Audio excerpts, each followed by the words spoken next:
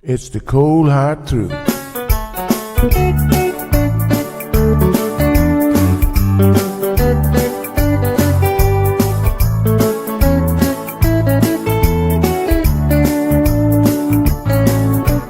Everyone really want to know what's going on with her show. Just get on the air and you will know it's Sandra. The queen of the mile road is here, helping people from everywhere. Get on the phone and you will hear Sandra. Now she will tell you how it goes, but don't you ever step on her toes, 'cause you will hear the cold hard truth from Sandra. They say she's the hero in town, helping people from all around. You get a call, your money is found, it's Sandra.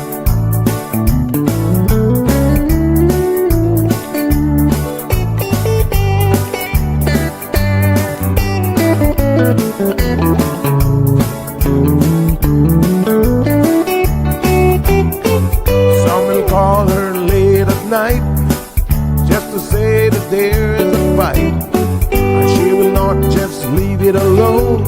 She'll get up and call on the phone, and when politics starts on her show, everyone really wants to know the way the things will really go with Sandra.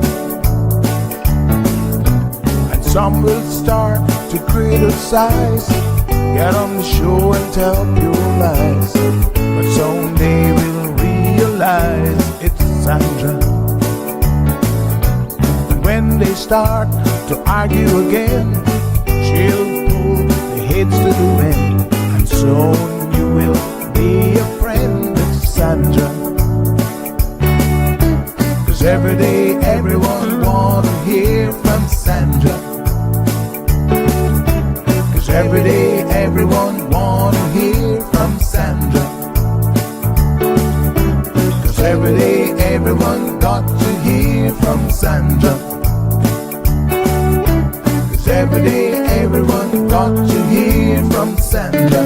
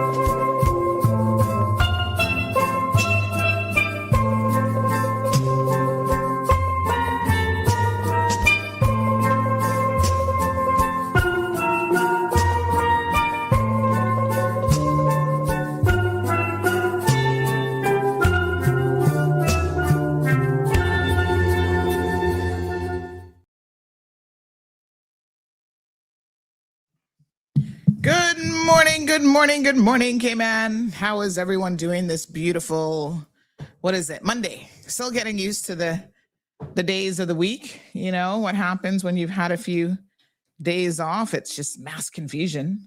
What day it is? Where are we? What are we doing? Oh my gosh. All right, Monday, starting all over again, the beautiful week that we have ahead. Somebody said we're not on radio.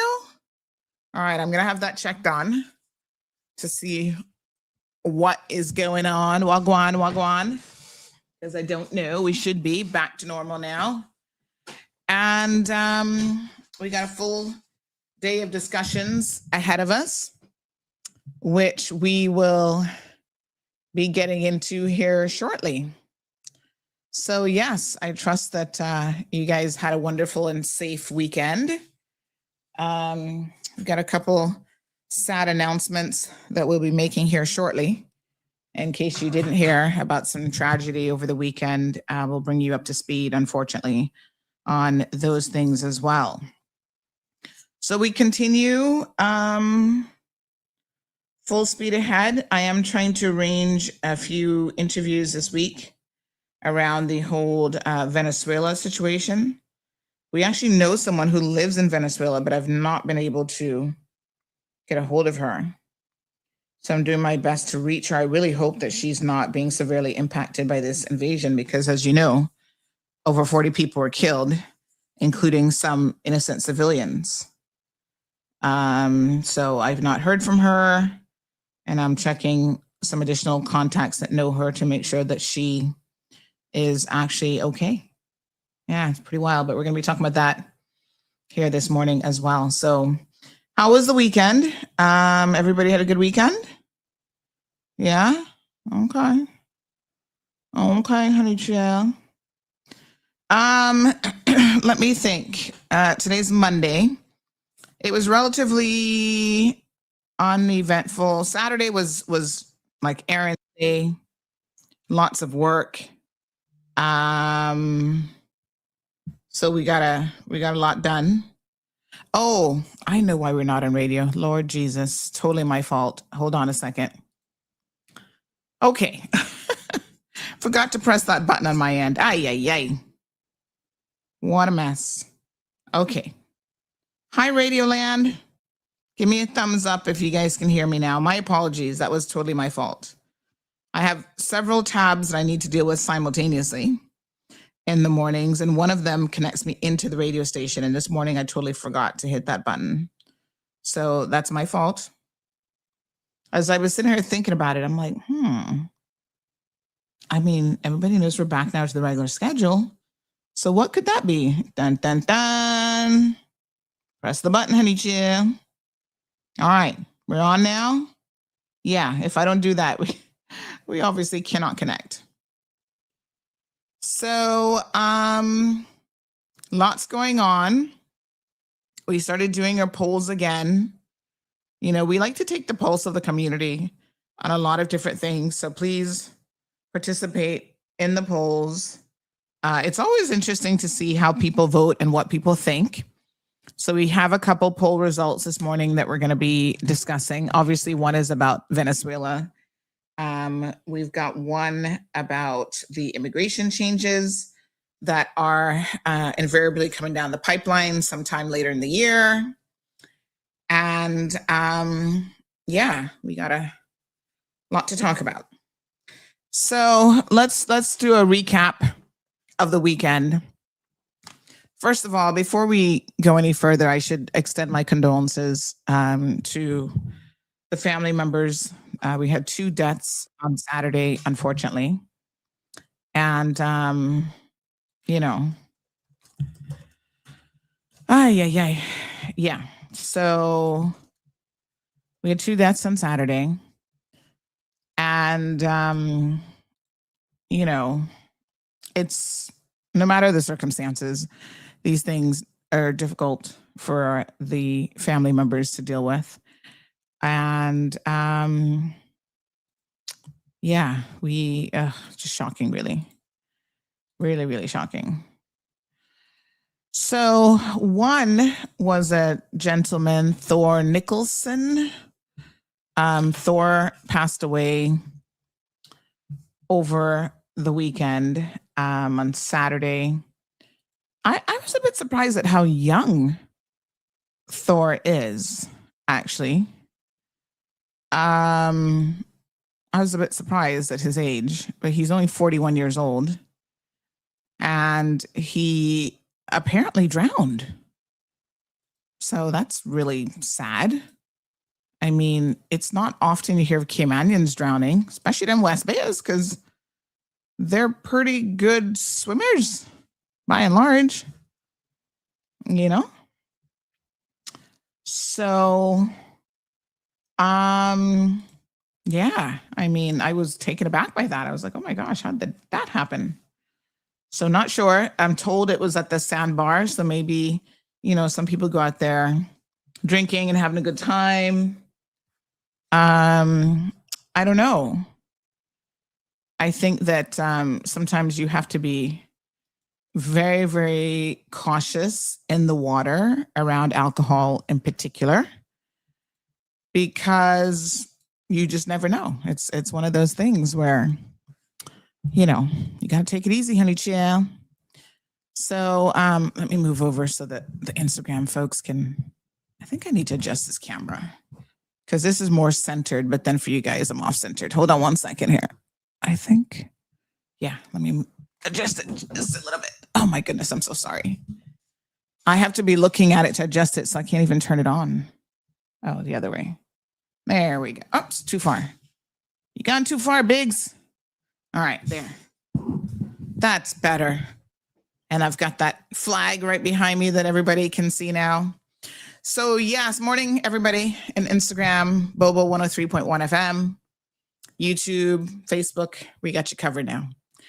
So yes, yeah, a physician just said maybe he had a cardiac event. Yes, I mean, these things happen. You can have a cardiac event anywhere and be of any age, obviously. And yeah, so you got to be careful when you get in the water. More and more, we need to talk about having these, what do you call them? The defibrillator machines available at our homes, at businesses, and definitely on boats. Every single boat, that should be a requirement for them to get a license. Every boat operator needs to have one of those defib machines on board. Of course, he probably didn't pay to go out on one that a tourist would use, but just like, gone out there with friends. But you guys might remember Thor because he kind of became popular in the world of the AEDs. Yes, thank you. He kind of became popular in the world of social media sometime ago. I can't remember if it was this year or last year.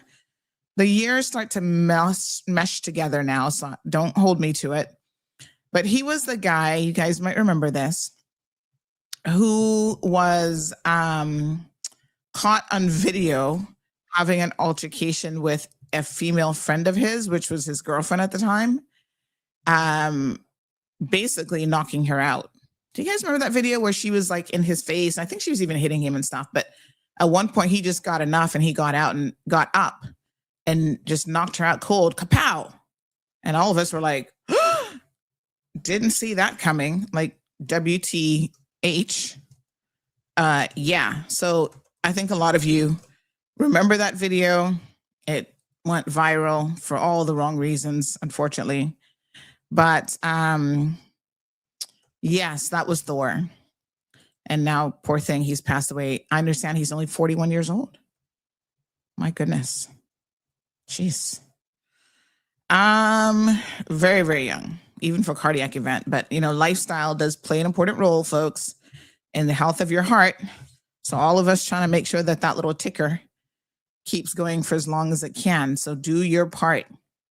Diet, exercise, Zen mode activated. Okay? Stress, sleep, all of these things matter. In fact, more and more, the evidence is really packing that sleep is so critical because that's when your body restores itself. That if you're not getting proper sleep, even if you have a great diet, you're exercising, but you're really not getting the sleep that you need, you're still severely undermining and undercutting yourself. So, yeah. So that's one person who passed away on Saturday. So our condolences to Thor's family. And, yeah. Okay. So, yep, really sad. The other case, I think some deaths the community just really, really, really feels so much harder than others, just because, these people were contributing in the community a little bit differently. And so the next one that I am going to tell you about is one of those totally unexpected and most certainly, a shocker, I think, for everyone who knew him. And sad because I understand that he just literally retired. Like when you're about to enjoy life, you worked hard your whole life, you retire, you should have a good 20, 30 years of beautiful retirement off into the sunset. And unfortunately, that always does not happen. So, this guy, by all accounts, was a very upstanding gentleman, worked very, very hard, was a pilot, working overseas. And in fact, I was told that he became a pilot a bit later on in life. And because he did it on his own, like he, wasn't fortunate enough to have parents who could send him to flight school or anything like that. So he really just did it on his own. And that was the rewards of his hard work, was that he really, could do it on his own. And by all accounts, he was very, very successful at it. So Mr. Newton Solomon, I don't know that he ever flew for Cayman Airways, because somebody was telling me yesterday, they're like, boy, we know you love Cayman Airways, but they don't treat their staff correct. And I was like, really? So I don't know that that's really what it is. I think Cayman Airways has a very tough hierarchy to break into. So unfortunately, if you kind of come in, you have to start at the bottom, and those pilots are not going anywhere. Well, I should rephrase that now. There was a time back in the day when those pilots were not going anywhere. Now they're going all over the Middle East and all over the place, quite frankly. Good for them too. That's good experience. But I think it was difficult for him to break into the national airline. So he went overseas and flew a lot of, I don't know what airline he was flying for, but by all accounts, he was flying all over the world, doing long haul flights. Talk about dedication, because, his family was pretty much still here, but he was kind of coming and going and flying out of the US. So making the necessary sacrifice. And to hear that he literally just retired, was on vacation in Belgium, and unfortunately passed away, is just, one of the saddest things I've heard in a really, really long time. Well, actually, there's so much sad news these days, but you know what I mean. So we want to extend our condolences to his wife and the entire family. So someone says he was actually a captain at Cayman Airways. Oh, okay. Well, that's good. Okay, so you made it to captain level? Oh, I was getting a different story last night, honey child. But I don't have all the details, so thank you for telling me. Anyway, this is Captain Newton Solomon. And we were very, very saddened to hear of his passing this weekend and Saturday as well. Respected by pretty much everyone that I've certainly spoken to. So, the Cayman community being as tight as it is, a lot of you would have known him and would have been close to him or the family. A lot of Caymanians were saying, yeah, he's, Solomon's and connected in this way and that way. If he's a Solomon, we're probably family, to be honest, somewhere down the line. But I did not personally know him. But, again, our thoughts and prayers are with his family as they're going through this difficult time. And it's so much more challenging when these things happen when you're overseas and you're traveling and stuff. So I do understand that the representative for the UK, Ms. Tasha Ebanks, is assisting the family overseas since they're in Europe. I think she actually flew to Belgium to provide some assistance with all the things now that have to happen. Rest in peace, Captain. All right. Yeah, I mean, I hate to start off with bad news, but I figure, well, I know you guys like to keep updated on these things, and I'm here to just tell you what's going on in the community. Okay. So,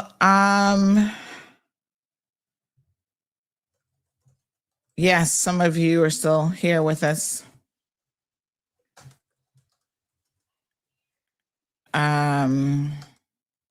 For the new year, first messages coming in.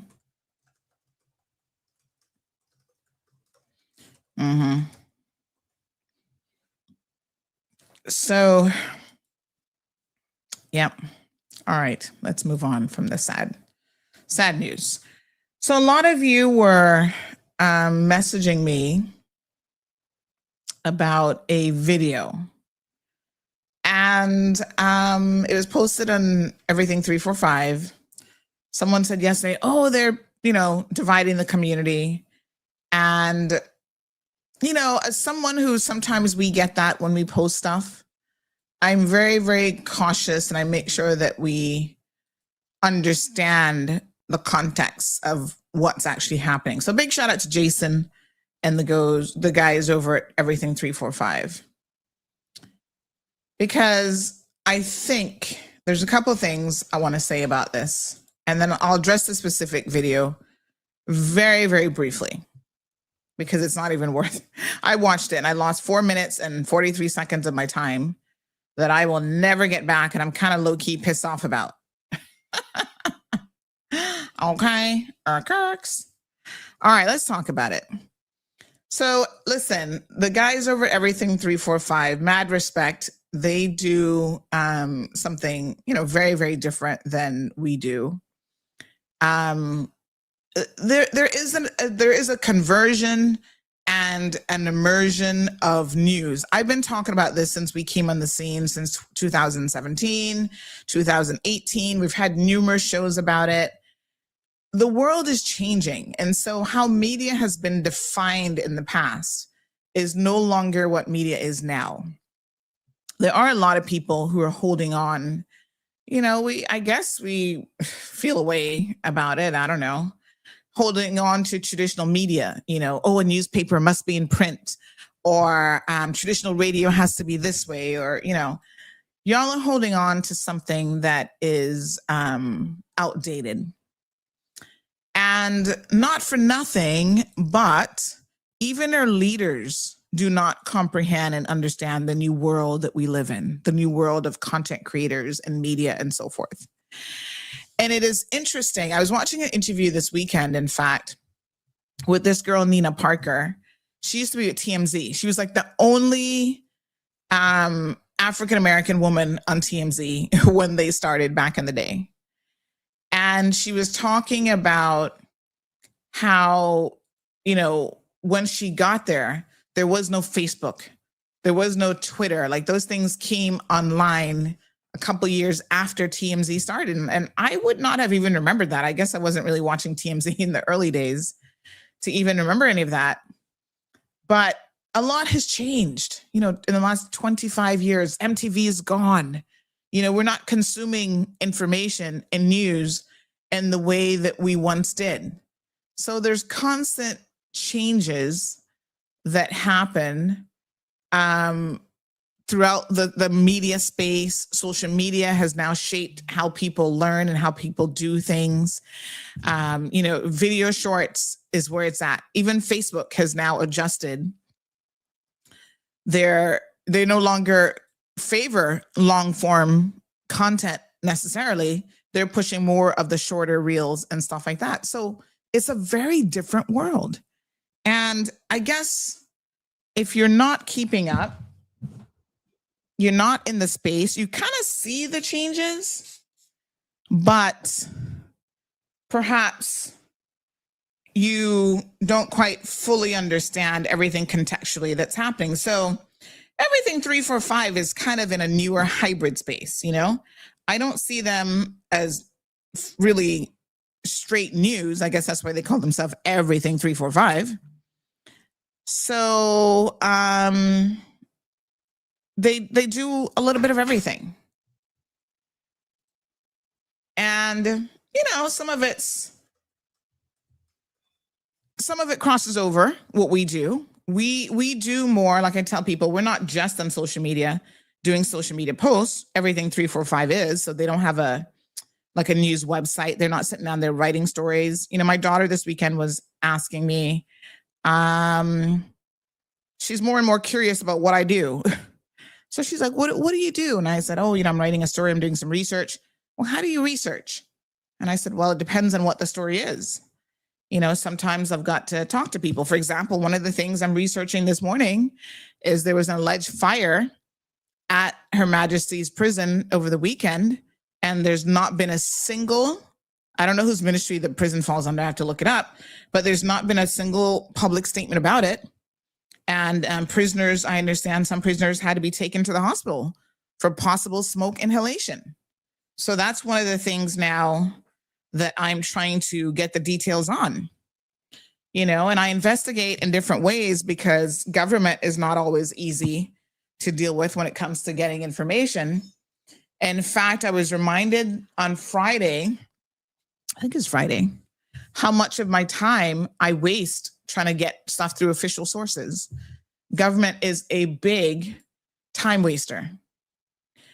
From the sense, let me be very, very clear. So there are some people now, some comms managers that I have a direct line of communication with, some ministries, and I thank them for that because now I've got their mobile numbers if something's happening. We do have a WhatsApp group for media, but oftentimes that's GIS. So they're waiting on the specific comms manager and comms team for each ministry to get back to them. So, sometimes I'll see Wendy sending in questions. Traditionally, I have not really relied on those because I know that you will waste a lot of time and get absolutely nowhere. So immigration, WRC was one of those. I had sent in some questions about, remember that concert with that Jamaican lady who would come here and really did a horrible job with it, but there were some questions around how many work permits they were granted, how many work permits were taken out, blah, blah, blah. I sent all of those questions in and I literally wasted, how long ago was that, a month? I've literally wasted the last month of my life waiting on what I thought would have been a substantial response to my questions. And I get back and they basically exempted everything. Like, oh, FOI, no, we can't give you any numbers. We can't tell you this. We can't tell you that. I was like, really? You said, this is why I don't mess with y'all. Because honestly, you are legitimately wasting my time. So what that means is we take the chance as media of not always getting it 100% accurate. And that's why I tell you guys, hello, we are here to give you the Mall Road version at times because we can't get the official government, 5 days later, 5 people have read through it, crossed it out, signed. We can't get there, and especially not in a reasonable amount of time. In this day and age, media needs to be like, get on the ball. Civil servants don't always understand that. Their comms teams operate in 1990s to early 2000 style. This is now 2026. So they have to draft this long press statement. 5 people need to look at it, the chief officer, the minister, the this one, the that one, before they even sign off on it. And by then it's stale news. And the people are like, okay. Good morning, caller. Morning. Morning, honey Shia. Did you ask for their personal number and email addresses? No, I just asked for numbers, like how many people were granted. They wouldn't tell me anything. I was shocked because I did not expect every single thing that I requested would have been exempt according to their manager, their FY manager. I was like, huh? Everything I requested. You see, this is one of the major problems with the civil service. First of all, hold on one second, Danny. Let me tell you what they first came back with. They first came back saying, well, we don't even know who would have taken out the permit. Like, they don't know, so then they can't further it anymore. So I had FY'd another department. Big shout out to the Ministry of Youth, Sports, and Culture, because I knew that these guys had been negotiating with them to try to get government to hand over some ridiculous $500,000 or whatever to them to take over that event. And so I was able to get certain documentation from other sources. My other sources were able to provide me, for example, with the authorization to travel from CBC. So, I have people's personal information. I even have their passport numbers, how many days that they came in as visitors. So I sent all of that to them as a follow-up. Then I turned around and I sent them the information from Reynolds Entertainment Agency and said, here's additional paperwork to maybe help you figure out how to do your job. Because they're like, oh, we don't know who you're asking about. And I'm just like, what? It is so frustrating dealing with some of these comms people. You don't have an idea. You really don't have. The public has no idea. And that's why a lot of times we simply bypass them, because I am wasting my time. So then they came back and basically said that your FOI request from November the 16th, right, which included, let me tell you what I asked for. The total number of work permits, including temporary or short-term permits applied for in connection with this event. The total number of such permits that were approved or granted, a breakdown of the positions for which these permits were granted, such as performers, DJs, security, bartenders, bar staff, wait staff, etc., and who was the official applicant for these work permits. Because again, we were trying to decipher whether the Caymanian partner was much more involved in this than he wanted to admit in the end, versus Reynolds Entertainment, because Reynolds Entertainment doesn't have any standing here in the Cayman Islands. So they can't apply for a work permit. They're not a company registered in Cayman. All of that, they came back and told me, is exempt, and they can't give me any of that information. So they have the information, they just didn't want to give it to you. I guess they have it. I mean, they're not going to tell me if they have it or not, because they just come back with the standard, it's exempt. And it's exempt on what basis? What section did they quote? Hold on. Because it's personal information or whatever. So they said the disclosure of this information is considered exempt under Section 23(1) of the Freedom of Information Act, which states that a record is exempt from disclosure if it would involve the unreasonable disclosure of personal information of an individual. That was the question number 2, which is the total number of such work permits that were granted. How is that divulging any personal information? The total number of work permits doesn't disclose any personal information. Mm-hmm. I mean, if they're disclosing personal information, I can see why they would redact that. But the total number, that's not personal information at all. Well, this is, like I said, this is what we have to deal with. And so I now have to decide, do I waste another 2 to 3 to 6 months of my life trying to appeal this, or do I just get the information from another source? Well, I would imagine that the governor and the premier is tolerating this kind of behavior, because I put in for information to Nellie Pucci, and I don't know how long it's been now. It's probably going on 2 years, and she has a constitutional obligation to answer my question, and she refuses to answer it. I put in a request for a similar type of request to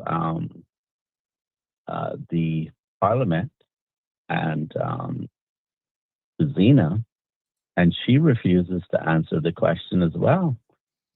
And the premier comes on your show, tells me that they're obligated to do so.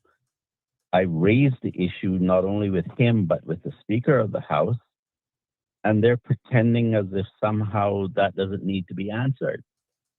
You see what's happening in Venezuela? Mm-hmm. That's what's happening to Cayman. We're becoming a corrupt country in which the government thinks that they're above the law. The commissioner of police thinks he's above the law. But if you leave it alone, my friend, you will participate in the destruction of this country. Not you personally. I mean, when I say that, I mean generally the public will be participating in the destruction of this country by saying nothing about this lawlessness. Yeah, I mean, the issue, Denny, I'm going to be honest with you, when it comes to FOI, is I literally don't have the amount of time to waste with them. Even from the 16th of November. But understanding that to not give you information that you're entitled to is a criminal offense. I think, I can't remember the section, it's 50 something. I don't know, 52, 53, 54. It's a criminal offense to withhold information from you that's FOIable. Mm. And they're not giving you the total number of the work permits. They wouldn't give me anything. Yes, I know, but certainly they should It's just give you that amount. The point I'm making to you is that civil servants are acting unlawfully. The public is sitting, looking at it, and watching it getting worse and saying nothing. We're going to destroy this country if we continue on this path. I hear you. Anyhow, I'll leave it there. Yes. Thank you so much, Denny. We'll circle back to the whole FY thing for sure. I mean, it's a point that, I look at it and I just shake my head. I'm just like, what on earth? Anyway, let me get back to the everything 345 in the video situation. I'm just saying that to say this. Everything 345, they post a lot of different stuff. Are they doing FOI requests? No. Are they doing any sort of deep research and stuff? No. So you send them something, they take your word at it. You say, hey, this is what happened. They say, okay, they're going to post it up. Sometimes we do that. We obviously try to ask for additional information to kind of prove some of what you're saying. So they're in a different space. That's the point, really, the overarching point that I'm trying to make, right? And there's nothing wrong with that. You see, I'm not here to try to look down on people or tell them what their lane should be. Everybody's redefining media. When we came on the scene, this is going to be 9 years now. Everybody was like, oh my God, that mall road, da, da, da. But the very first story that we published was actually a bit of information that nobody else had access to, which was the fact that Bruce Blake had been arrested in relation to this anti-corruption probe by the Anti-Corruption Commission in relation to this FIFA probe. We dropped that story before anybody else, named him everything. None of the big boys had that story. So I feel like everyone who is part of media is defining it, redefining it, hopefully staying on top of things. You guys will notice a shift here this year in how we're even posting some of our social media content The world is changing. And the bottom line with the world changing is either you evolve with it or you die. You get left behind. And so, you know us, we're not about to get left behind over here. So we don't know about anybody else, but we understand the assignment very, very clearly at CMR. We understand what our role is and what it is that we do. But so many people I find in the public, like I said, including government or leaders, they don't understand. They don't understand the power of social media influencers and stuff. Some are getting there, to their credit. But here's the interesting thing. Even last week when we were having that conversation, and there's a lot of things that in the 25 minutes that we spoke to Minister Miles, there's a lot that he said in that 25 minutes that we have to do some dissecting of.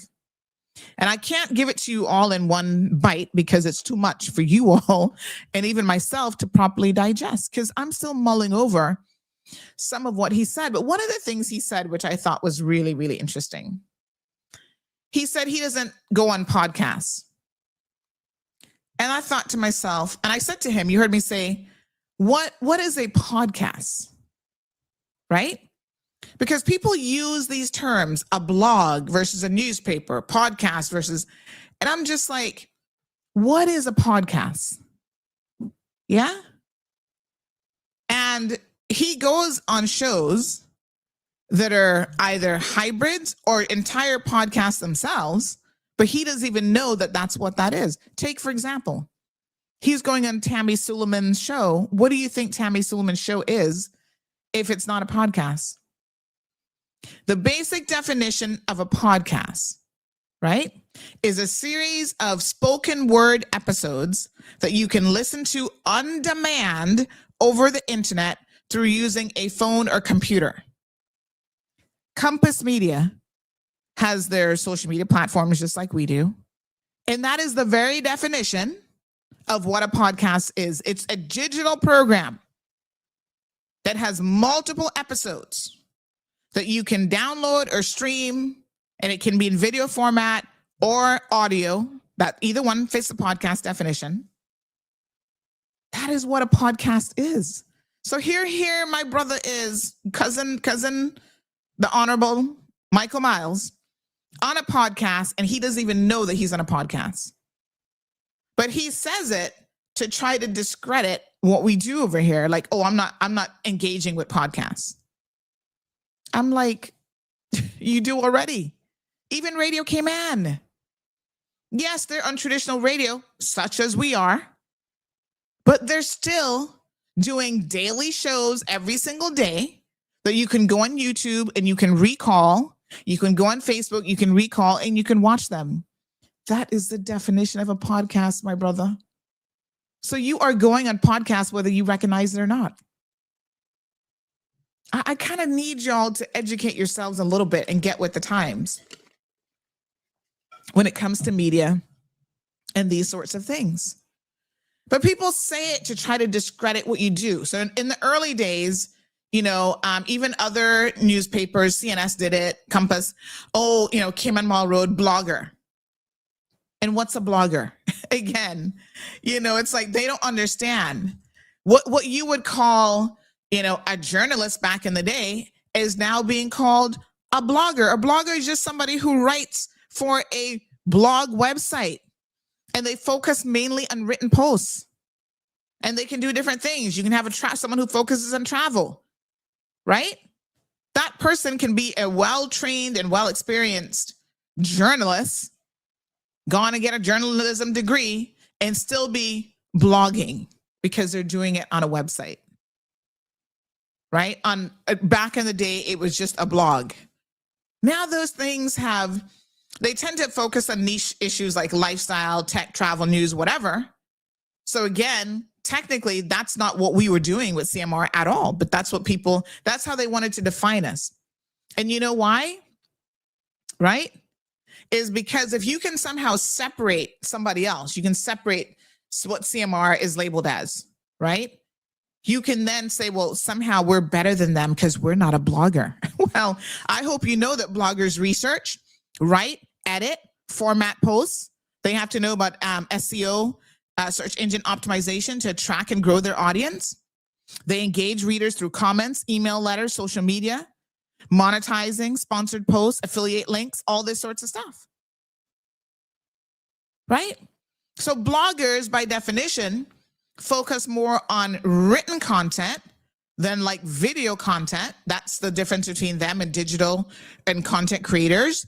But they're all converging in the same space. A blogger can be an influencer, right? They don't necessarily have to be, but they can be.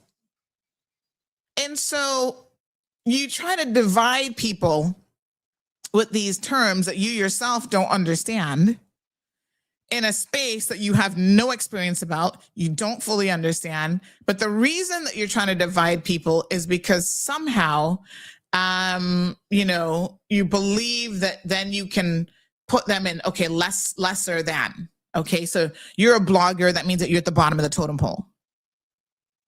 Some of those bloggers are experts in their specific area. You can't touch some of these travel bloggers, tech bloggers, and so on. And ultimately, it doesn't even matter. People have their space, they have their followers, they have their audience. I think one of the points that he made is that we do have different audiences, of course. And that is why things like the Tower Marketing Media Consumption Report that they put an immense amount of time in every single year, that gives you a great breakdown on who is what, who's consuming where, the ages, the nationalities, the education, their financial, status, and all that sort of stuff. So we know who our audience is. I can look it up and tell you. The majority of people who listen to CMR are, this area, this bracket, $3,000 to $6,000 a month, yada, yada, yada. Okay? I'm not bothered by anything, everything 345, fully 345. There's another one too. They're all sort of competing now for that same. It's so funny because when everything 345 came out, they were doing something that was very different. Now they've got copycatters. And I think that is, I guess, the biggest form of flattery, they say, is for someone to copy you. But there's a lot of people now in that space, and everybody's trying to do it. And everybody's trying to monetize it as well. I've had advertisers reach out to me and say, hey, this company, Fully 345, who are they? Who are they owned by? Because they've reached out about advertising and I have no clue who they are. It's so funny that legit, well-respected businesses are reaching out to me to get my advice on who these other entities are, to find out more information, to then figure out whether or not they should advertise with them or not. Now, one thing that does differentiate us, there's more than one thing, but one thing for sure that differentiates us on this show, and it is a talk show, it is a podcast. You can technically use those interchangeably. It doesn't really matter, right? We don't shy away, and nothing's going to change in 2026. We're not going to shy away from giving the people in this country a real voice, right? You guys don't have to agree with me. I don't have to agree with you. In a second here, we're going to be talking about Venezuela. No doubt some of us will have varying opinions on this, right? You're entitled to your opinion as long as you do it respectfully. Even if you don't do it respectfully, a lot of times I don't really care.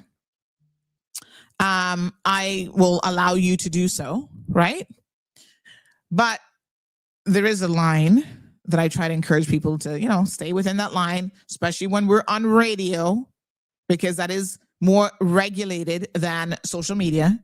Facebook doesn't care if you curse or whatever, but radio does. But let's try to have a more respectful space whenever we can. But we're not going to water down questions for you, right? If you are anybody, any guest that comes on this program, we're going to ask you the real questions. 99% of my questions don't come from me.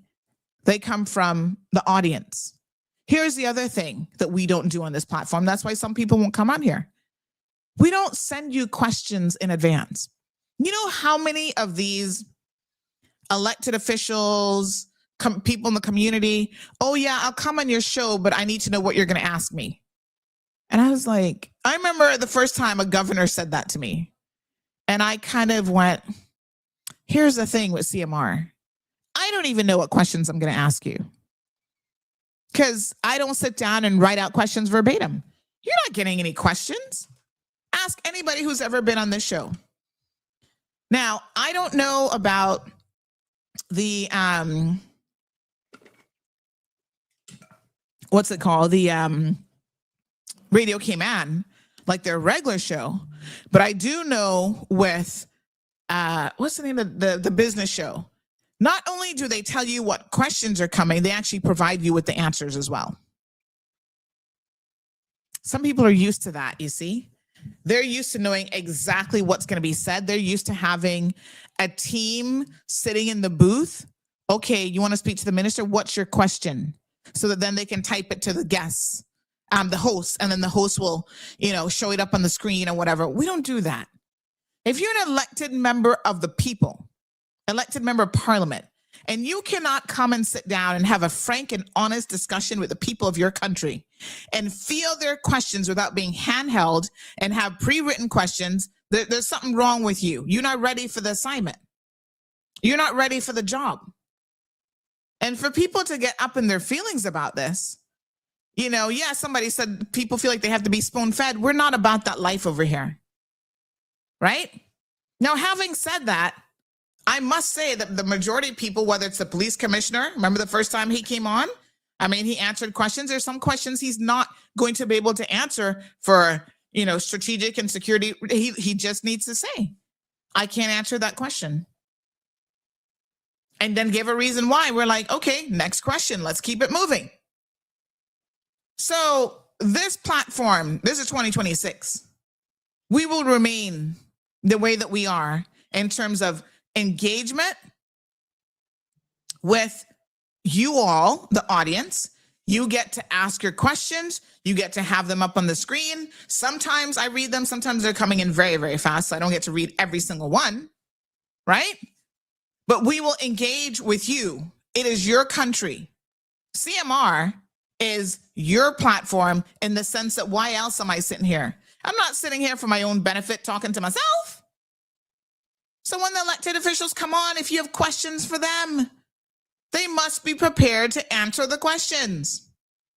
Now, I get that some of them are a bit more timid. During the election, I had this, right? Oh, I've never really been on. And they do get this sense that, oh man, anything can come. What if a caller calls in and says something? And I have to sit down with them. And I said, honey child, let me break it down to you. You can't control your audience. Right? I don't know what other shows you guys are on that this is happening. But if somebody calls in and asks you a question that you don't have the answer to, there's absolutely nothing wrong with saying, I don't know, but I will find out. Even during the campaign, not every single candidate will have all of the answers. They come with a variety of different experience. And that's okay. It's really the ideas, how you come across, whether people think you will get in there and be a hardworking member of parliament. It's kind of like what my mentor, George Castor, said to me when I was in high school, right? And I said, okay, getting ready to go to university, I'm going to apply. He said, any university in the state of Florida, because he was a well-respected judge, that you want to go, you just tell me. Once you got the grades, because nobody ain't helping you if you're not doing your part. Let me be clear. He says, once you have the grades and everything else, you can go to any university in Florida with one reference letter from me. And when you're ready to go to law school, you want to go to any law schools in Florida. Once you do well in the LSATs and you got the grades, you're good. Right? And I said to him, well, what should I study? Because there was a number of schools that had no pre-law program. So do I do one of the social sciences? And he said to me, listen, when you get to law school, you will learn everything you need to know about the law. So you don't need to do any pre-law program. You'll learn it in the 3 years that you're in law school. What you need is to be able to write well, read and comprehend something, very complex cases. So in his estimation, he said if he had to do it all over again, he would become an English major. And I thought, an English major? He said, yeah, because you learn how to write. The written communication is the most important. Sitting there reading all this Shakespeare and British literature and English literature, you will learn to comprehend a lot of very complex things and be able to break it down in a simple manner. He said, yeah, you can do political science as like a minor or whatever, but you don't need that to be successful in law school. To give you the upper hand, you need to know how to write. That's what those exams are all about. And I said, true. It's the same thing with politicians. I don't necessarily expect them to have all of the answers and to know everything, but there are some fundamental skills that they should be going in there with. And more, I think we're recognizing that we keep making the same mistakes over and over again. We're electing people who come with a lot of fluff, sound good sound bites, and we put them in there. And when the push comes to, push comes to shove or shove comes to push, they're going to disappoint us. One thing that I'm also going to be, we've been talking about this for quite some time now, since last year. When someone shows you who they are, everybody in class collectively, let them. Don't excuse their behavior. Oh, they're having a bad day. Oh, they didn't know that they were on radio. Would it have made a difference? Like, are y'all really serious? When someone shows you who they are, you best believe them, right? And if you can have someone who's only been in there 6 months and they think that they're the cat's meow and their ish don't stink, I am telling you, you elect them for a second term. You elect them for a third term. You make them become a McKeever Bush part 2, and you can see that McKeever Bush was nothing compared to some of these people. Ego is a very, very, it's a tricky situation. Y'all need to remain humble. But you see, you've never known anything about being humble. When someone has never known anything about being humble, you can't ask them to be humble because you're asking them to do the impossible. And there is nothing worse than a elected official who can't understand that you need to, and getting up and saying, oh, don't call me minister. Don't call me the honorable. Just call me by my first and last name. Somehow that makes you humble. No. Those are things designed to fool people. And you're not fooling too many people with that kind of foolishness. You're certainly not fooling me. This person just says, ego is a seductive master. Boy, I tell you. Yeah, it is. And you need to be careful. When people show you who they are, you better believe them. So I hear things and I know things, right? Even the attitude that some of these same people are sitting in caucus and cabinet with. Listen, you thought Kenneth was bad with the attitude. You got to hear this one, how they act like a little spoiled child. That is not what we want. Y'all don't think these things get back to my ears? I'm paying attention. But I'm trying to give this government collectively every single opportunity to sort themselves out. Now, they're far better than what we had during the last go around. I'm going to tell you the truth. So some of the things I know, I'm just leaving alone. I'm like, okay, like I said, give them the 4 years. Let them try to do it. And then we're going to analyze. I'm going to take out my little black notebook and said, this is what has been going on. These are the problem people in the group. And there's one or two that always seem to make everybody's lives miserable. All right, we're gonna leave that right there. Here's a video from Everything 345. Put a finger down if your fiance was solicited by a recruiter. I'm not gonna watch the whole thing. Apply to law firms in the Cayman Islands. Law firms. Mm-hmm. And you talk about it and decide it's right for you. So he interviews and he gets a job. Mm-hmm. And since we're already engaged, we have to be married to move. So you get to plan a wedding in 2 months, which was so fun. But it was awesome. So that's okay. And then you go back home and you get to pack up all of your worldly possessions, everything you own, sell it or pack it, honey. Oh, and we're waiting on this work permit. They say 4 to 6 weeks, and it's 8 to 9 weeks. And we're like, the start date is 2 weeks from now. What's going on?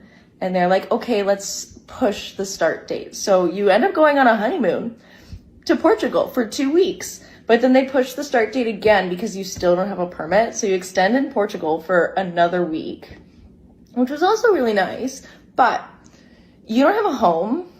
So you have to come back to Canada and live with my dad for 3 weeks on a ranch and do hard labor. I mean, it was fun labor. Like, who loves washing fence more than me? I don't think anyone. And so you decide to take a break from farm life and you go to Kelowna to live with your mom. And you go to the beach and you get on the boats, you do the thing. But then, you know, you're still waiting on this start date and this work permit, and it's still not coming. And so your recruiter tells your husband to interview at new firms because he's waiting on half the husband's salary for him getting placed. So the husband does that, and he ends up getting a new job with better pay, better amenities, seems like a better deal all in all. And they say, we're going to get you an express temporary work permit. 4 days, it'll be done. 4 weeks. Anyways, that's fine. It finally comes in. Tears were shed. And while all this is happening, since you're moving to the Cayman Islands, you have to get a full body checkup, police clearance certificate. I'm no criminal, so that was no. All right, let me just stop it there, because am I really all that bothered by this? No, and I'm going to tell you why. Everyone is trying to be some sort of content creator.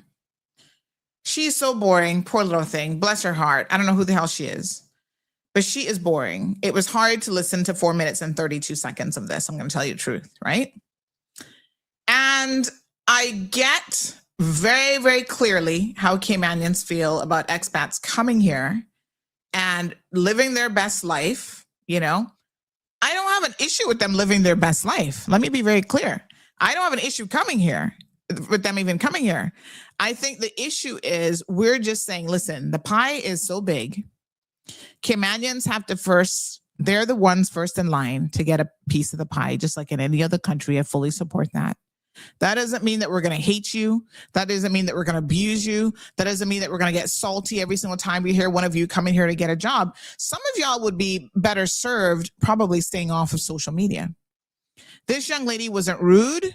You know, she sounded a little bit nervous actually in her voice, sharing her experience. She's free to share her experience. I mean, I don't know if it's going to help anybody else really out there. I don't really care. I think what is interesting is that most people, probably including her, have never lived anywhere else in the world, right? So this is the first time she's moving abroad. So she's talking a little bit about, okay, you know, yeah, we were already engaged. Then we realized the difficulties of, you know, moving if you're not a married couple. So we expedite that.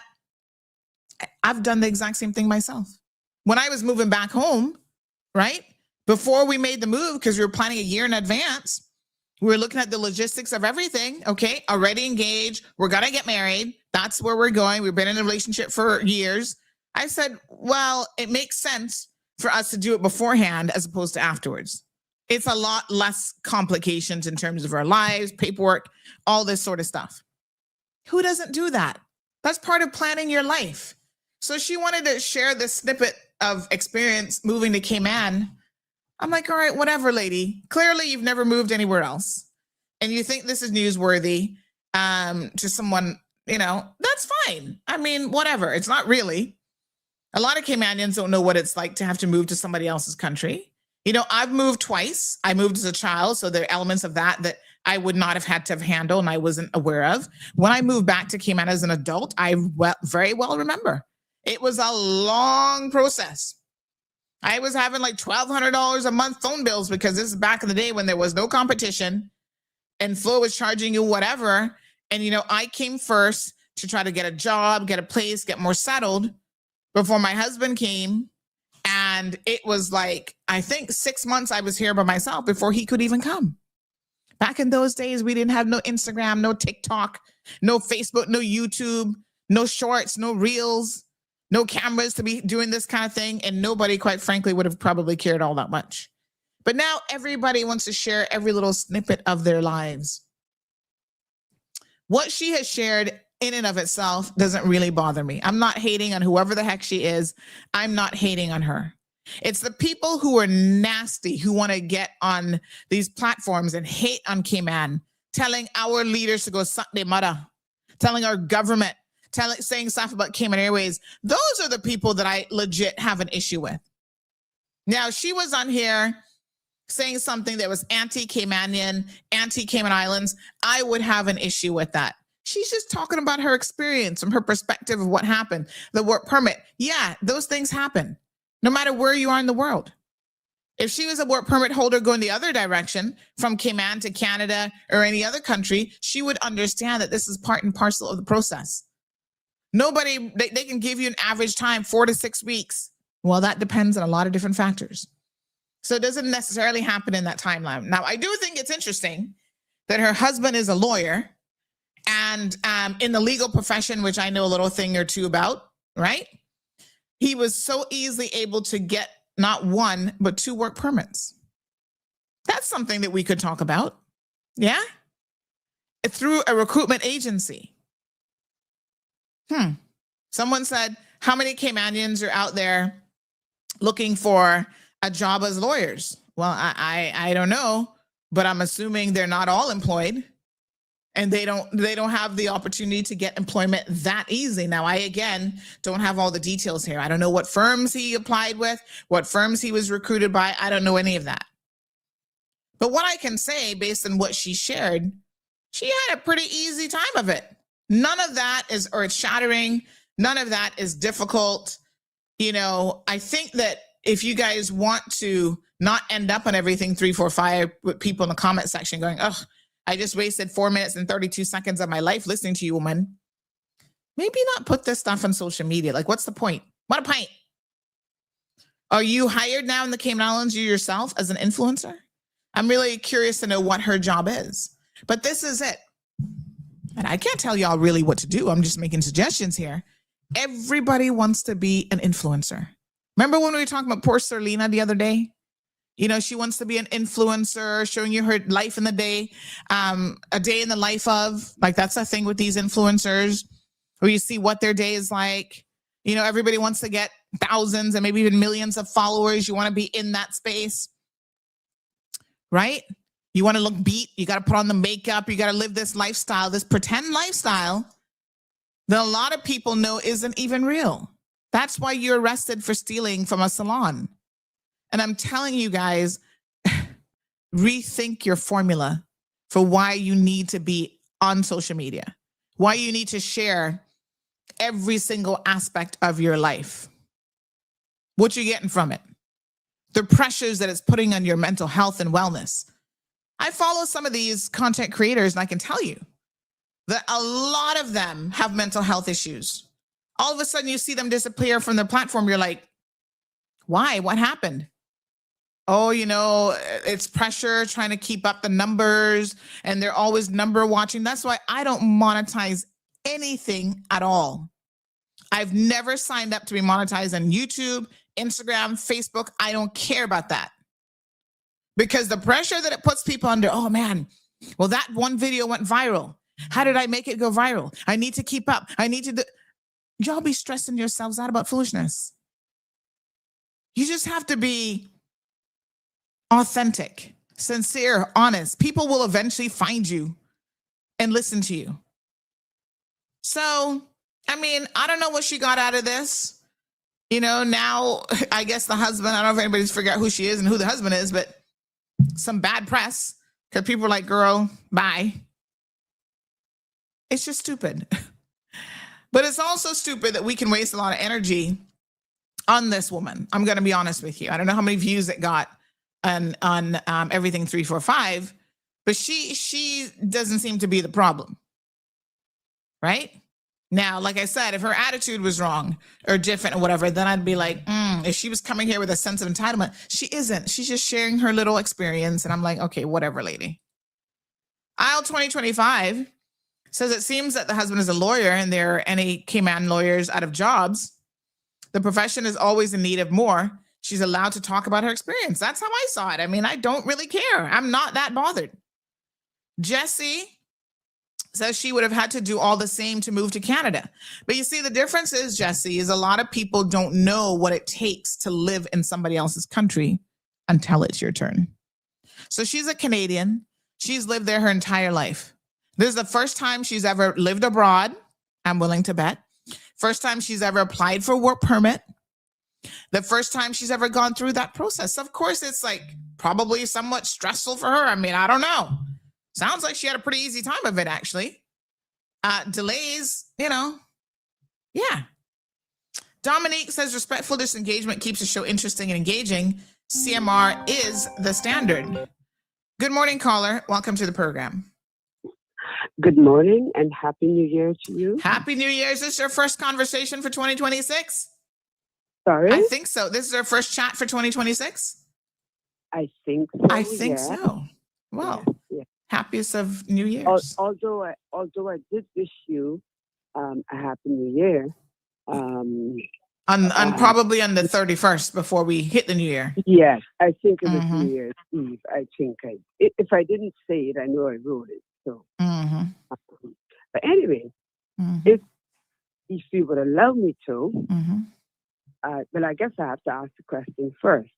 Have you seen the article that CNS put up regarding your last, I'm going to say, summons to appear in court? No, I've not seen it. Okay. But it was as a rule of thumb, I don't really read other local media.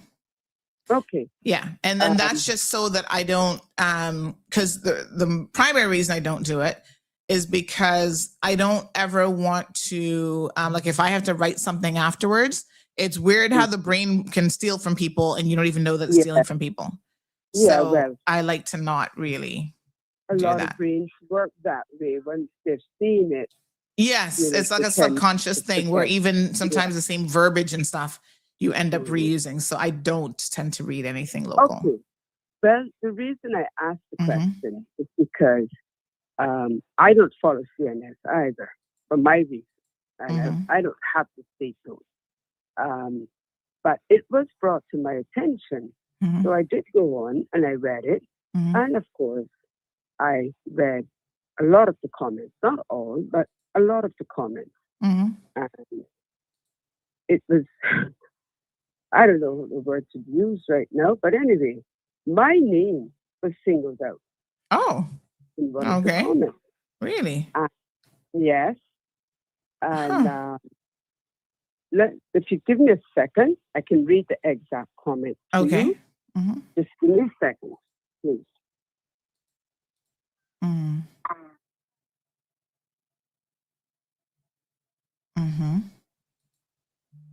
Just bear with me a second, please. Okay.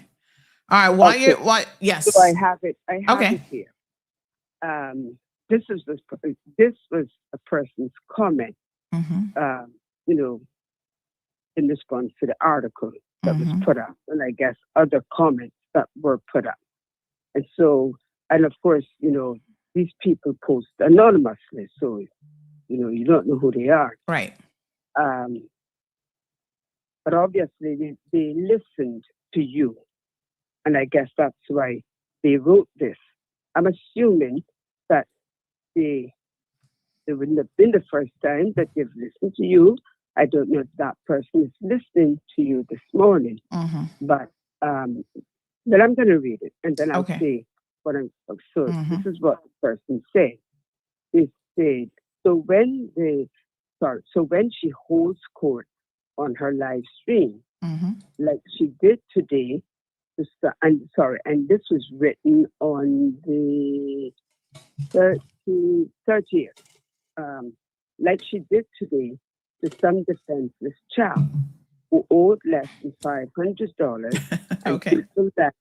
and people like Miss Archer chimed in to play juror. You don't see anything wrong with that. BMR is not the court. Far from it. He is nobody to judge anyone. Damn felon. I shouldn't have read that last part. I just really wanted to read the part where my name is. Okay, go ahead. So what I'm saying, or what I'm... Well, where was the part that your name was called? Did I miss it? Yes, I guess you did. Oh, say that part again, because I... Oh, okay. Yes, I missed it. All right, so I'll take it from the top. So when she holds court on her left screen, like she did today, to some defenseless chap who owed less than $500, and people like Miss Archer chimed in. Oh, people like Miss Archer chimed in. But weren't you the one saying to give him a chance and all kind of stuff? Okay, so let's pause there. Now, see, that's what I found confusing. I'm not going to say confusing, but that is, I questioned it. Because while they singled me out, because for as many comments. Yeah, and there was a lot of comments that day. Nobody else's name was mentioned. Right. And as far as I remember, I didn't chime in to speak on that matter. I called you to speak of something else. And you asked me what I thought.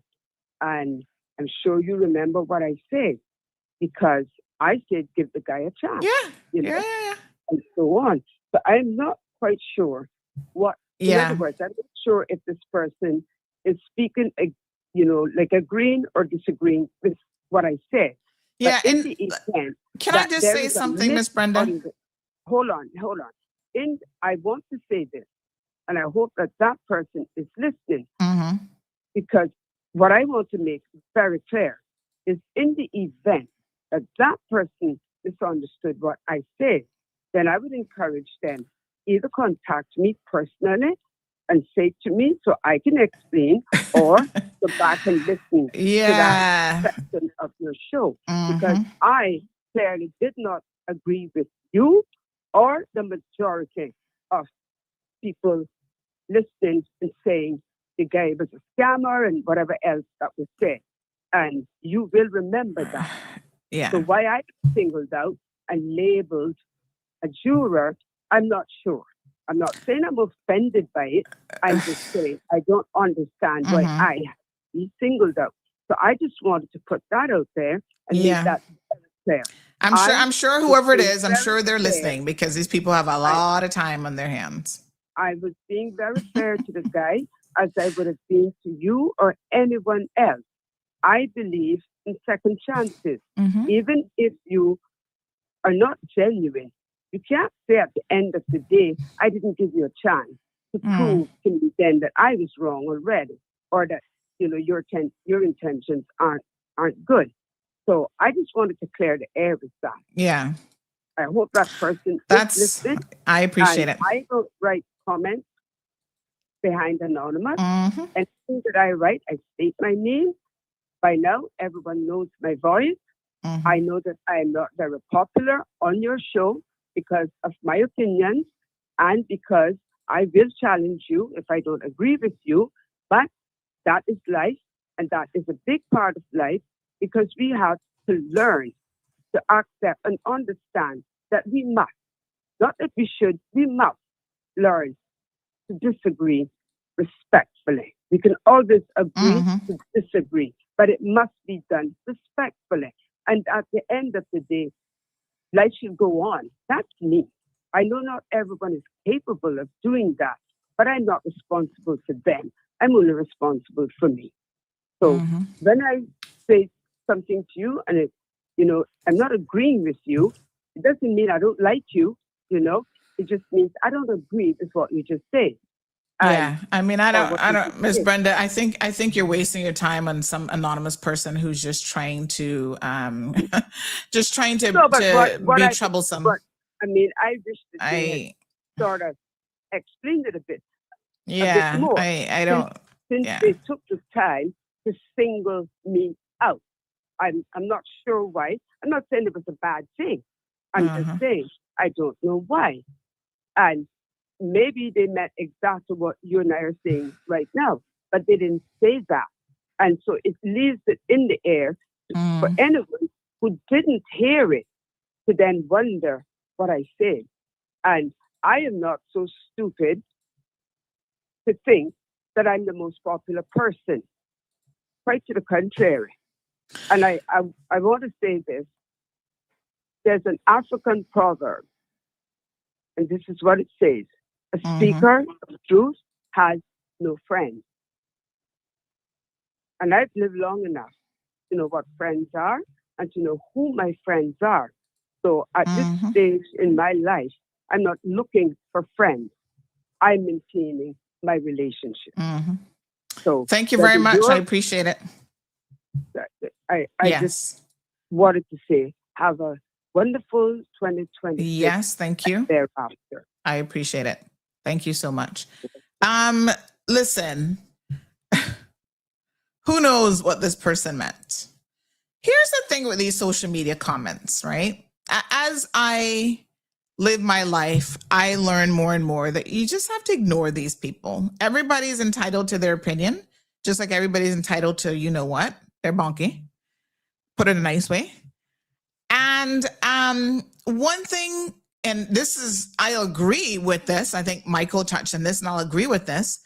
Because CNS has anonymous comments, right? People abuse that system all the time. Of course they do. I don't need to read Wendy's article. I don't need to read the comments. I can tell you that I know for a fact, anytime Wendy publishes about me, those stories tend to get more comments than any other story. That's one of the reasons why she loves her a good Sandy story, because it allows some of the haters to come out, and then they just, one person can post 20 times in her comment section. You would not be able to tell that. You would not be able to know that. She can tell that on the back end because she can see the IP address that those things are coming from, right? But I don't care. I honestly can't care about it. Everybody's entitled to their opinion. You guys feel so sorry for this guy. Oh, she held court. That even that comment, right, demonstrates that someone doesn't even understand what's at stake here. The latest charges against me have absolutely nothing to do with calling you guys out about owing people money where I have all the evidence in the world. Yeah. The court said I have a right. I have a freedom of speech. I'm trying to protect other people in this community. Right now, I've got 2 more that were sent in on the day of that show to say, Sandy, can you help me? This person owes me $600 and something. Another person owes me $4,000. One, they even took it to Brady. Oh, I won the case and he was supposed to collect my $9,000 and he never did. I said, really? Now can CMR help me? So we're doing stuff that your own lawyers can't even do, honey child. Right? How much was that one? That was $9,000 in rent. If you don't like it, and you don't like how we hold court here, and we're not the only ones in the world who do it, go somewhere else. Who cares? You don't have to, like Miss Brenda said, it's so interesting that they're criticizing it, but yet they're sitting here listening. Why are you listening? Go and listen to a platform that suits your desires and your needs. You can block, because you're, I'm not listening, but come on, block it. There's a block button. You can block pages. You can block podcasts. You can do all of that stuff. I see a lot of trolls right now coming in on YouTube. I'm not even reading their comments. I'm just blocking them. That block button is amazing how well it works. Just like I told you guys, when you jump in to the comment section, whether, and I don't be reading them, so I've got people reporting you. Our viewers or listeners. Sandy, here's another one. Hating on Jamaicans, hating on Caymanians, trying to stir the pot about this Cayman versus Jamaican foolishness. And I've already made it very, very clear. We're not here about that kind of division. Right? And if that's all you ever do is get in the comment section and post these little inflammatory comments, we will block you. CNS isn't blocking people. That's her prerogative. That's Wendy and what's her name again? I can't remember her other partner. The two of them own that platform, and they're choosing to keep the anonymous comments going. They're choosing to, not ever block people, let people pretty much say whatever they want, whether it's defamatory or not. They know that most people are just not going to be bothered. And it is what it is. If you don't like it, don't read it. You don't have to go there. But I do know that there are people who will purposely get in the comment section there and just try to stir the pot just for the sake of stirring the pot. They're not impacting me. Like I said, I don't read it. I didn't read the article, and I'm certainly not going to go read the comments. And it doesn't have anything to do with, Wendy and I get along just fine. We co-host a show here, Court Matters. It's just that, like I said, for the purposes of me being in the same media space, I don't read articles. 97% of the time, I do not read articles that are published locally. Thank you, Dominique. IL 2025 says employers need to have their ish together when hiring, but especially for foreigners. They have to uproot their whole lives and don't get paid until they land here. It must be frustrating at times. That's the one thing that I must say from that video. I was a little bit surprised that her husband, I don't know what kind of company he worked for in Canada, that they would have resigned and done all of that stuff before having your work permit in hand.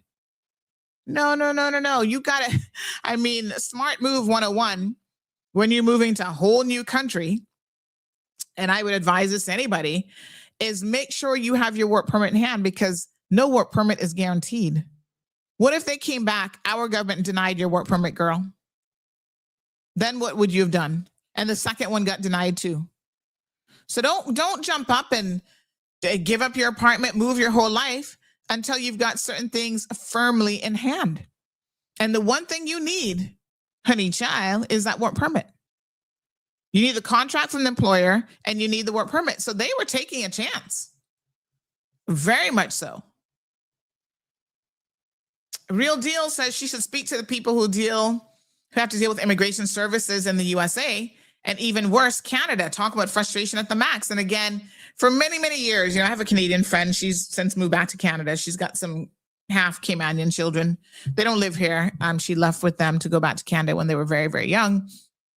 But I remember way back when, they're all adults now, she was complaining about the system here. And I said to her, have you ever tried dealing with Canadian immigration? Because as someone who was on the other side in the US having to deal with US immigration, I always found Cayman's paperwork, fees, everything to be very, very straightforward and simple, honey child. There's nothing complicated about our work permit applications. You need to see a form in the US. You need to see the fees. You need to see the ring around the roses that they put you through. It's a lot of ish. But again, they've never experienced it. So they only know what they've experienced to complain about. You'll be fine. So I agree with you, Real Deal. It's not all that. Tartarian says viewers/listeners want to be spoon-fed. Our community lacks initiative and the get up and go listen to other platforms to make sure you're in the know. Don't put all your eggs in one basket. Auntie says Island Pearl, she's a dependent. She does not work, and sad to say, she will not be working in Cayman, and she made a video stating this. But at one point, I thought during this video, didn't she say something about she had to come in then as a visitor, and then she was trying to find a job for herself because her police clearance, there was some mix up with the name. So there's some things that she actually probably didn't do as the law intended for it to happen. Is there a subsequent video, Island Pearl, where she says that? But some of these people be outing themselves, Like they don't even do things the right way and they still kind of slide through the system. And then they get on social media and put all their business out there for WRC to be going, you came in on a visitor's permit? I'm just saying, maybe she would have been better off having nothing to say.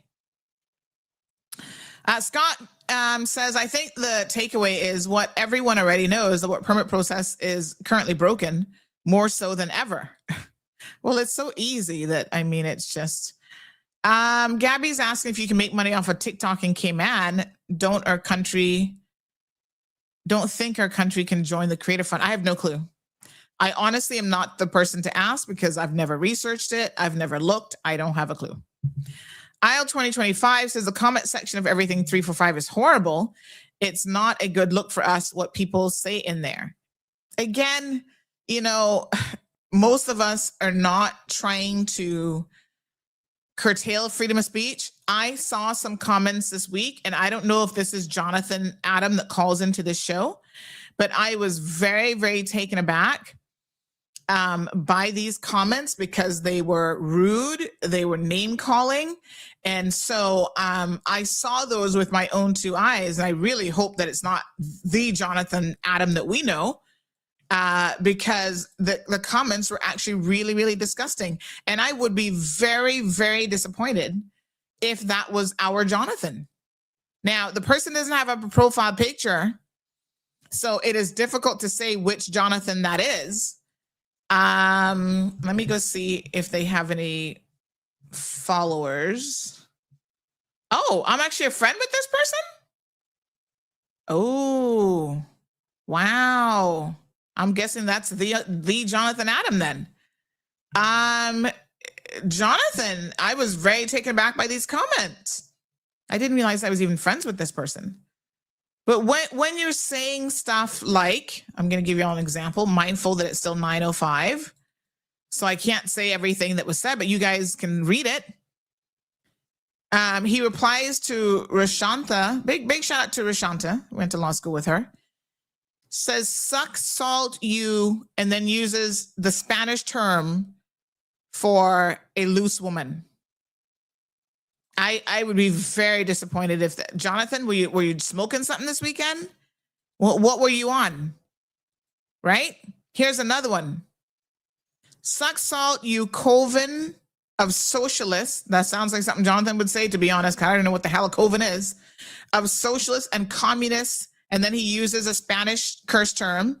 The Venezuelans themselves came out and told all of you how far up your deluded and decrepit bung holes to shove it. Wow. But when you see a comment like that on Facebook, don't message me about it. You click that little red dot next to it, the three little dots, and you report it to Facebook. If it goes against Facebook's community policy, they will block Jonathan for a week, a month, a day, whatever they decide is the punishment. That's what y'all do. Report it to the platform. So I get that, you know, with the comment section, CNS, who are you going to report it to? Wendy? They don't have a report button there, so I don't know. We used to have comments on our website. They were not anonymous. We actually had it linked to social media accounts, and we eventually turned it off because 99% of the people wasn't commenting there anyway. The majority of people were commenting on our, commenting directly on the social media platforms. And there's more control there. And it's one less thing that I have to be like, oh, I got to monitor this and whatever. So, but to be clear, thanks, Ms. Brenda, for reading the comment. That listener's confused because the two don't have anything to do with each other. The charges against me have nothing to do with me holding somebody accountable. Whether you owe somebody $1 or $1 billion, the person that you owe it to, that made an arrangement with you in good faith, needs you to pay that money. And it was obvious that this dude, yes, it was only $450, but it was obvious that this dude did not even have that. Right? Or he would have been paying it. So does that mean that this poor guy is, gonna go without his money? Like you said, we were his last resort. These people don't go to the police because when they do, the police is like, oh, we can't help you. Good luck. In fact, now the police are telling them to come to CMR for help. This commenter in WhatsApp says that's why they don't like CMR, because you got standards and honest. As Denny said, too much sugarcoating, wrongdoing. They know, but they think they're going to use it for dirt and think that they're not going to get caught. Poor fools, so blind in darkness. So don't know something can be used to catch them crooks too. Oh, it can be used. That's what Michael was saying. He thinks he's too good for podcasts. Dr. Phil got a podcast. Oprah got a podcast. A lot of professionals have podcasts. Listen, one of my favorite ones is this Diary of a CEO. He's like, got how many million followers? He's like legit king of podcasting. I love it. Some of them make more money than him and his high horse self. I'm hungry. Send me some breadfruit and plantain. We are legit and keep them honest. Too much class for some crooked people, because if you lie to yourself, you're weak and low. This is not for thin-skinned people. All righty. Let me see here. Another person says, good morning. Ego is a seductive master.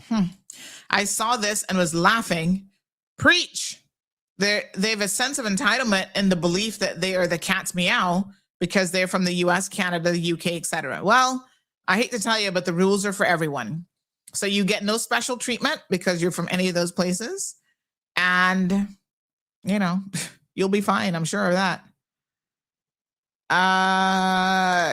Shaka Zulu says, actually, I see this video as a plus for the locals. If others abroad are influenced by her video/experience, Caymanians may be given proper consideration for positions rather than foreign recruitment. Sure, those recruitment firms could care less, I can tell you that. They don't care. YouTuber says, sigh.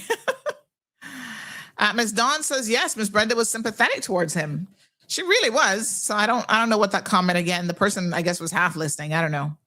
What flag is that in the background? Well, you're listening to a show in the Cayman Islands. So that is the Cayman Islands flag. Criminals need to be held accountable, not be giving a blight to do the same thing again to someone else. Seniors usually have a head in the sand approach, and it's harmful to society. Andre says $9,000 in rent can't be American dollars. That's actually CI dollars. They owed quite a few months. What are you renting, a palace? Well, nobody said it was 1 month rent. Some of y'all allow these things to accumulate over a period of time. So, yeah, $9,000. So yeah, it's a lot of money. Mm-hmm. Morning, Miss Amelia. Are you still away? Sandy, I have another one for you. Nicholas Keene owes me a few $1,000s I can't collect. Well, you know what, Miss Amelia? If this platform can help people not be scammed, collect money, all that, more power to it. Because who else can help you? We're doing more than, to get $450 from small claims court is a waste of time, money, everything. You would just write it off. So I'm glad that poor little guy got his $450 back. Brenda says, if matters are taken in court, judgment is awarded, funds are not paid immediately. The longer it takes to receive the funds, the more interest will be applied. This person should have followed up with their lawyers. Well, there is something in the law. There's no time limit once you have a judgment, but there is a requirement that you try to do everything possible to recover that judgment in a reasonable amount of time. This is from 2013. That may no longer be considered by any court to be a reasonable amount of time. So the person said Brady had it and he didn't do much with it. Well, that's a problem. Mm-hmm. Island Pearl says the only thing that concerns me is that they married so that they could come along, that she could come along with him. Something needs to be in place that says that you have to be married at least a year before being included. I I don't know, Island Pearl, if I agree with that. I mean, what difference does it make to us when the two of them got married? You know what I'm saying? Are we now trying to curtail marriage of conveniences between expats in their own country? They didn't get married here. They got married in Canada. And like she said, they were already engaged. So it was more like, okay, let's just go ahead and do it now since we're now planning on moving abroad. I don't know about that. I think we're maybe going a little bit too far, Biggs, trying to control people's lives. Marriage of convenience between expats. I don't know. Shaka says, I suspect the issue is the recruiters. They make their clients feel like they're special because the job seeker is filling a position that supposedly can't be filled locally. Mm-hmm. No, she needed to do that because of a misspelling in her PC, police clearance. This was so that she could be added to her husband's permit. So that's why she needed to enter out as a visitor until she got the corrected document.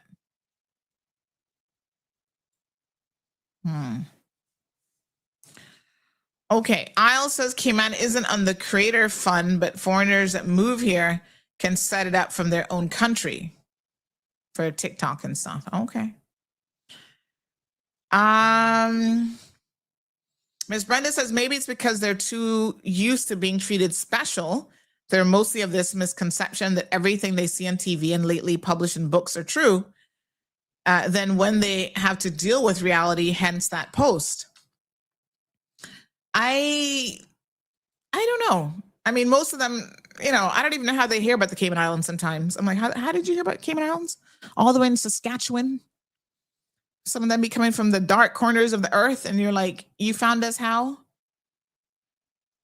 What a mess. Ms. Brenda says, Sandra, the commenter was aligning the two matters. They're pointing out that you shouldn't have dealt with it publicly. Yeah, because was not aligning. Yeah, because we hide things in the dark around here. Listen, the guy had every opportunity, you know. And in fact, when people reach out to me now, the first thing I say to them, I said, you know what? Before we deal with this, you go and tell that person that you've reached out to CMR. That's all you got to tell them. And if they then choose to continue not paying you, then what they get, they get. So let them know. Next Q&A segment with government, hopefully soon, Aisle 2025. I think most government workers are now back in this week. So we will sort out the comms teams for those who are coming on, which I must say are most of the government folks for sure. So we'll arrange. I know the premier wanted to come on, but his holiday schedule was quite busy. El Ray, good morning, says, who are you going to call? Aisle 2025 says $450 is a lot of money. We were going to talk about Venezuela today, but I tell you what, we've ran out of time. And maybe it's a good thing because I actually want to have a few academic experts and real world experts available if possible. So I have invited a number of them to come on the show. And in fact, here's one that just responded. He's a Global and National Security Institute Senior Research Fellow, Dr. Robert. And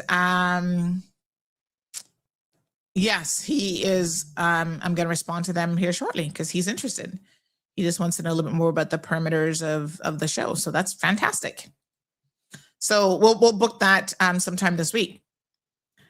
No, because she's the one that stated that she had to get married to come here and it was a bit fast for her. For her, whatever. Mike McDonald says, spend one day in Saskatchewan and you'd start Googling flights down south too. Oh my God, that is too funny. That is hilarious. Oh my gosh, your name is so long. What is it?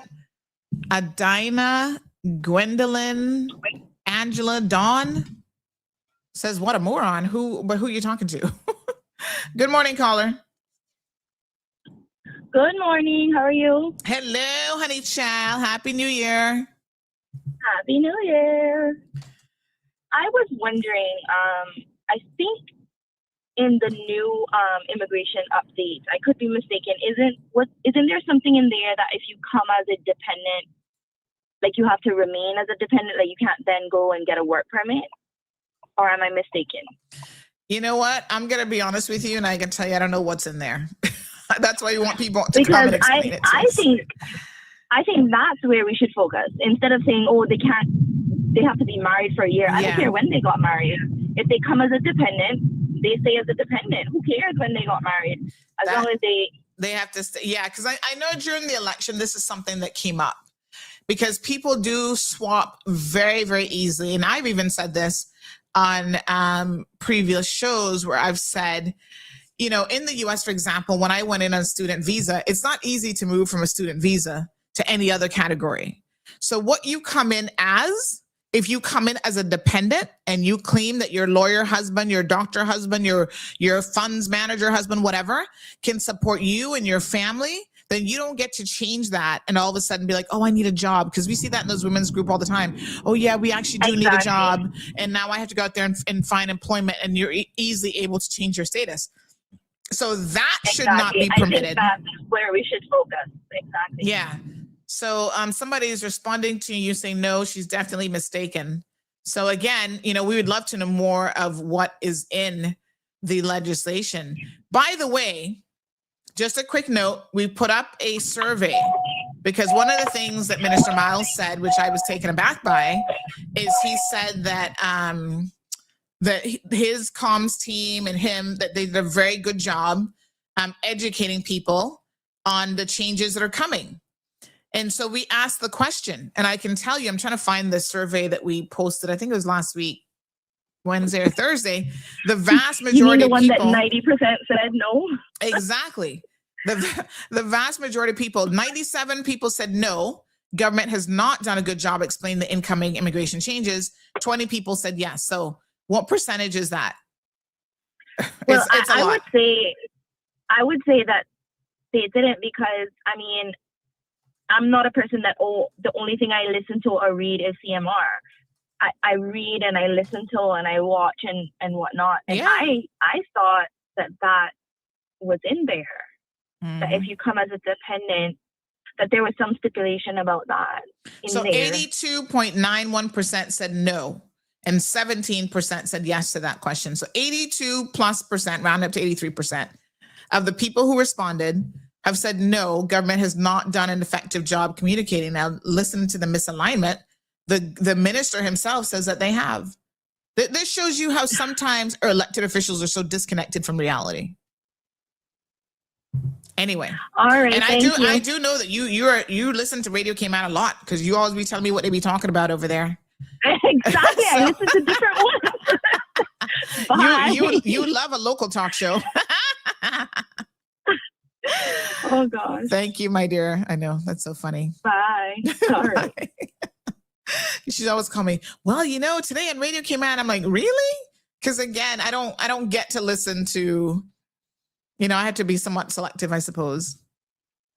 But I don't get to listen to a lot of the other stuff. And it's only if somebody tells me specifically, you know, it's like, oh, something was said, that then I go, okay, I need to then, you know, have a listen. Yeah. All right. I see a lot of questions that are coming in about the e-bikes and scooter legal requirements that will be enforced as of January the 16th. I am chasing them up because they are supposed to have had guests coming on each week to discuss the changes that are coming. So I am chasing them up with your questions. So please know that I see your questions. I have read your questions, and I'm forwarding them on to the respective persons in the ministry so that we can get all of those questions answered. Okay. And we'll definitely get to it. Irvelyn says, Auntie Sandy, I understood it when Sabrina Turner talked about it. She broke it down for us on her show. And I think to give Sabrina a lot of credit here, she has done an amazing job, because remember now, not only was she an immigration officer at one point. Like, she actually worked for immigration. She then went on to own and operate her own immigration business for many, many years. So she's probably more familiar than most with what existed previously in terms of immigration. So, yeah, amazingly, I think that she has done a really good job trying to break it down for you guys, but I'd rather it just to avoid any potential error. And I'm not misreading something, misunderstanding something. I think that's the government's job to explain the legislation. We shouldn't be trying to dissect it ourselves to figure it out. Ms. Brenda says, Sandra, bear in mind that only your listeners and followers will vote accordingly. Well, that's not true. That's an assumption. So we have, let me be clear, that those voting numbers came from the channel. What channel was that? That came from the WhatsApp channel. So we have over 2,500, I think, people there. But those people can turn around and share that survey question with anybody that they have on WhatsApp. So they're not necessarily our followers or listeners. They can be, for sure, but they're not necessarily. But listen, when it's that big of a number, 80-something percent, 83%, our listeners count as a sample size of the government. I have another percentage here that have participated. We did it as a straw poll. And so, my apologies. We've done it as a straw poll. Oh, it's telling me I have to come off of my VPN. Oh, Lord, hold on. I'll do it afterwards because I don't want to do anything that's going to disconnect us. And so the vast majority of those people, 98% of those people, and that was put up yesterday, have said that government has not done an effective job. So say what you want about, that. Let me give you guys the QR code and stuff so that you can make sure that you vote. Say what you want, but when you get into the 80, 90 percentile, if you assume that that's a sample size of the general population, whether there are listeners or mostly are listeners or not, they still are saying they haven't gotten it. Now, the poll is available on social media. And as you well know, a lot of people, they don't have to listen to us. They don't have to follow us or anything of the sort in order to get that social media post come up. And those people, this is a survey that was posted on social media. 90, what did I just tell y'all? What percentage? 98% of them are saying that government has not clearly explained the upcoming immigration changes. That is a significant number. There is no way that you could ignore that and say that they've done an effective job. Not when the numbers are that high. If it was a 50-50 split, then you could be like, oh, well, Honey Horse, let's be very, very clear. American politics, no. The show that we're going to be doing on Venezuela is going to be about international. This is a Cayman Islands show, but we don't live in isolation. So what America does impacts us very, very directly, especially when it's something happening in our region. So we will be talking about the Venezuela situation. And like I said, we're going to have some experts on the program who are going to be dissecting it and breaking it down for us. Live Happy says, I'm a part of that 20%. What I realize is that to me, people want a personalized, bespoke immigration system, and that's unfair. It's not going to please everybody.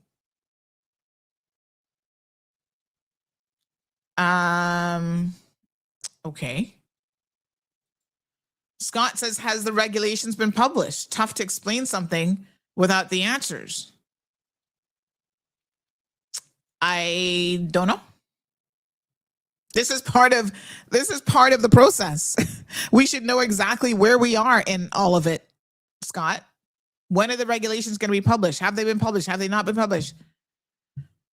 All these comments on here about now I can't get my drugs and stuff. We're just going to block you. Like, we don't have one thing about 2026. Every single year I think we need to do better than the year before.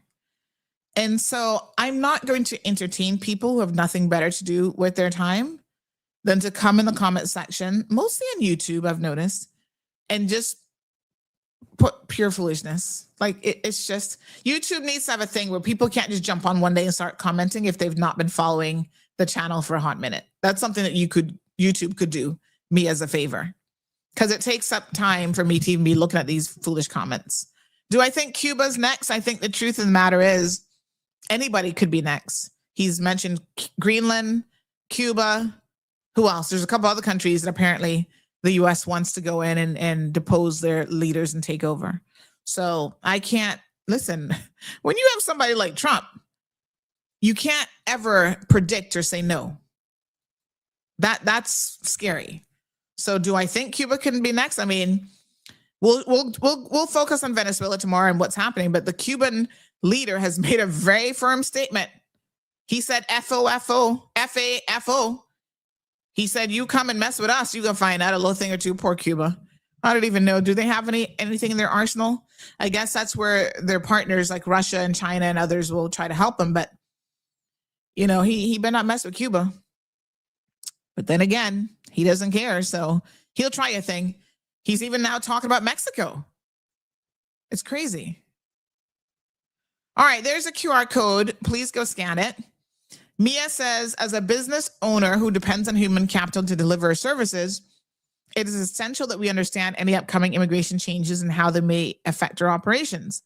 I contacted my representative and was directed to listen to Sabrina Turner, but her remarks did not address directly relevant to our business, although we were told changes are coming that could affect us.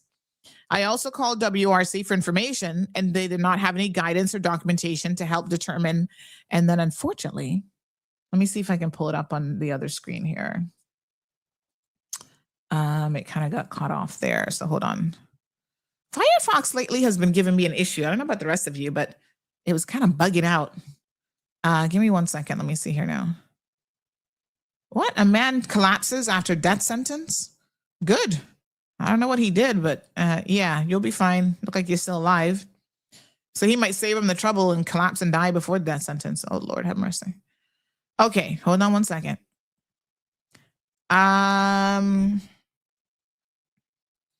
All right, so some of the airports in the Eastern Caribbean, Barbados Government Information Services, they do have some cancellations. Let me see when that was. But I think most of them are starting to reopen so that people can now travel outside of those countries, but not just outside. We had some Caymanians who were slated to go to the Eastern Caribbean for government work this week. And they haven't been able to do so. So they're now canceling plans and stuff like that because they're not going to go there and get caught.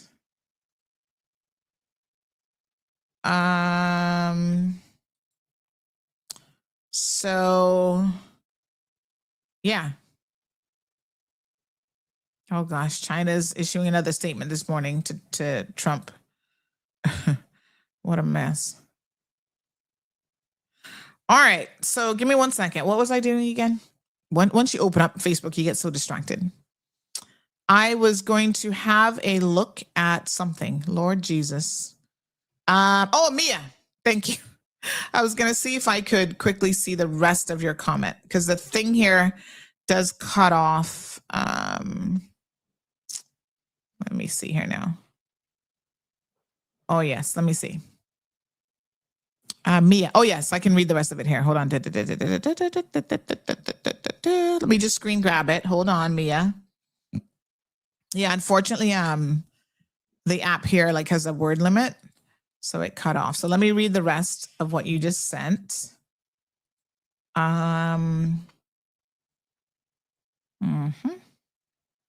Radio listeners, we're officially off air. So it says, I also called WRC for information. They did not have any guidance or documentation to help determine the impact, and we're still waiting for answers. Aside from the announced minimum wage increase, we have received no actionable information. The minister holds ministerial responsibility and must provide clear guidance so businesses can plan for continuity and prepare accurate budgets.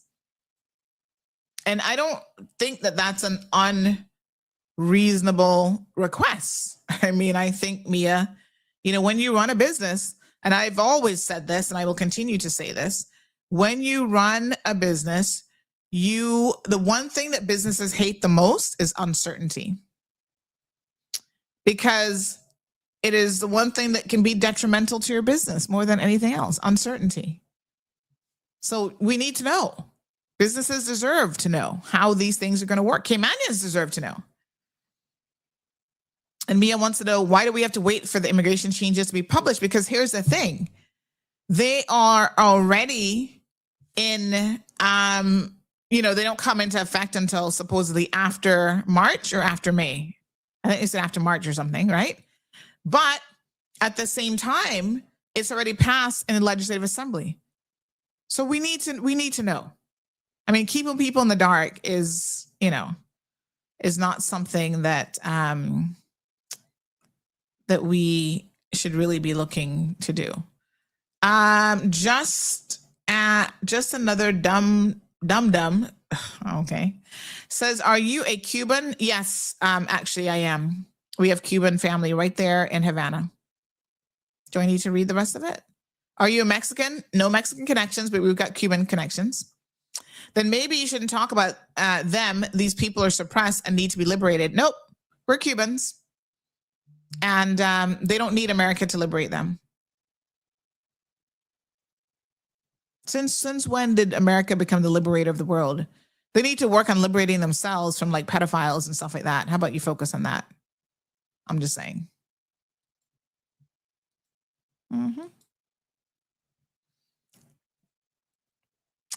Okay. I don't know if anybody in the family has heard from our Cuban relatives recently. Have you guys seen this one picture that has been circulating? You know, people always have to have a good laugh at a situation because sometimes you're like, well, what else are you going to do but laugh? Because then otherwise you're going to cry. Did you guys see this one with Diddy and Maduro in prison together? Diddy's braiding his hair. Ooh, Maduro, I would not be saying in front of Diddy if I were you. Not for nothing, but I'm just saying, freak off in prison. And the caption says that they took my oil too. My God.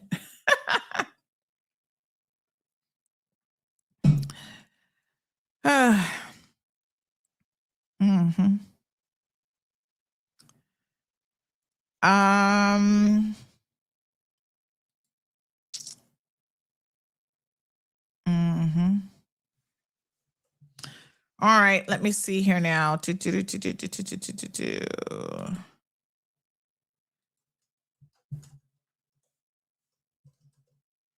Okay. All righty. Let me see. Disgusting. Oh, yes. So we're going to be posting a couple videos this morning that no doubt will get some of you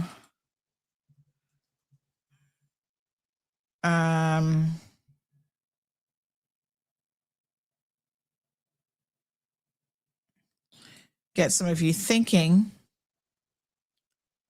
This person says, good morning. I stole one coconut from your tree. My wife was not happy about it. However, I told her I can give back 10 from my tree. That's a good deal.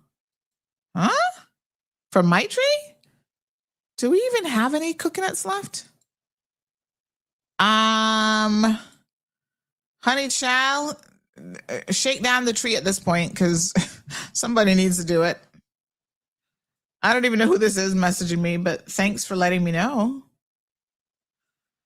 Okay, I got a voice note, which I can't listen to right now. All right. Let me just see here. So we got another message that has come in. So this person about the spousal thing said she's definitely mistaken. When one comes as a dependent, it is only to provide the convenience to travel in and out of Cayman easily. It does not prohibit the dependent from applying for a work permit. Yeah, he said it wouldn't be any earlier than March, but we still don't have an exact date. So it could be anytime after March. So yes, we did understand that. It didn't say March 1st, Denny. It says it wouldn't be any earlier than March. So it could be June, July, August, whatever. So that is interesting because I do think that there has to be a better connection there. Because when you're dependent, the point of you being a dependent isn't just about traveling in and out. You're saying that that person can actually support you on their salary. That's why you have to be making a certain amount of money in order for you to be added as a dependent, right? So if you don't make, and it's like $3,500 per dependent or something like that, there's like a formula in the regulations that that they use. And so my question is, you know, if you're a dependent, that means that you shouldn't have to work. There is a financial element to being independent. So I don't know about that. Someone says you need to get a good block show for your blocked, what is it? A good blocked, hold on. A good block sound for your show. Yes, I need a couple good sounds in any event. That's a good one that I definitely need. So every time I block somebody, I go, bah, bah. Let me see what I have already here. Yeah, we did it! We did it! We did it! Hooray! No, that's not it. I got a record scratch. I got a trombone. Air horn. What is this? Check your. Oh. I got a little dance music on my board. Hello. Oh, yeah. Which reminds me, none of us got up this morning, did any squats. Hello. Oh, I didn't know I had that on there. What the heck is that song? Yeah, I got to add some buttons for sure. Good idea. Good idea. I will. All right. The Cayman Islands flag. I see we have a lot of newcomers here. It must be the topic why you guys are here and you've never been here before. Because all of a sudden y'all interested in their flag. See the British part of the flag? And then this is our coat of arms. That's the Cayman Islands. Just an FYI, there is a Russian nuclear warship off the east coast of the US heading south towards the Caribbean. Oh, it's about to get interesting, Iceman.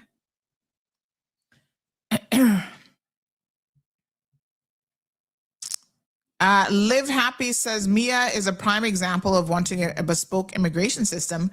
If something was in there that benefited and suit them, they would hear though. I don't think that's it. I think she just wants to understand what's in it. So I don't know about that. Morning, Gareth. How you doing? Live Happy says they say they don't understand it because it does not suit them. And that, no, I'm going to disagree with you. I hear you, but I'm going to disagree with you. Too many people are saying that they don't understand it, myself included. I mean, you know what I'm saying? So I don't know about that.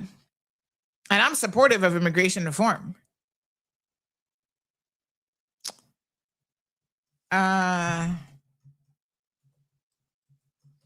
So we're going to post up some women who are, some of these establishments in Cayman have strip clubs, strip poles, I should say. Stripper poles? What are they called? Stripper poles. Is that the right word for them? Strip poles. And so, you know, they're twerking all over the poles and stuff. We're going to post those up on social media. I'm surprised that businesses are allowed to have those in there. Although some of you have them in your homes. So I guess I don't know what the difference is, but in a public establishment that gets a liquor license, you guys twerking and working for your money and your G-strings and all that good stuff. What a hot mess.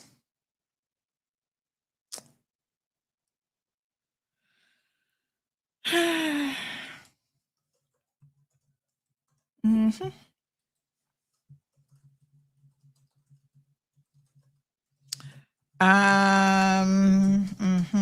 Okay.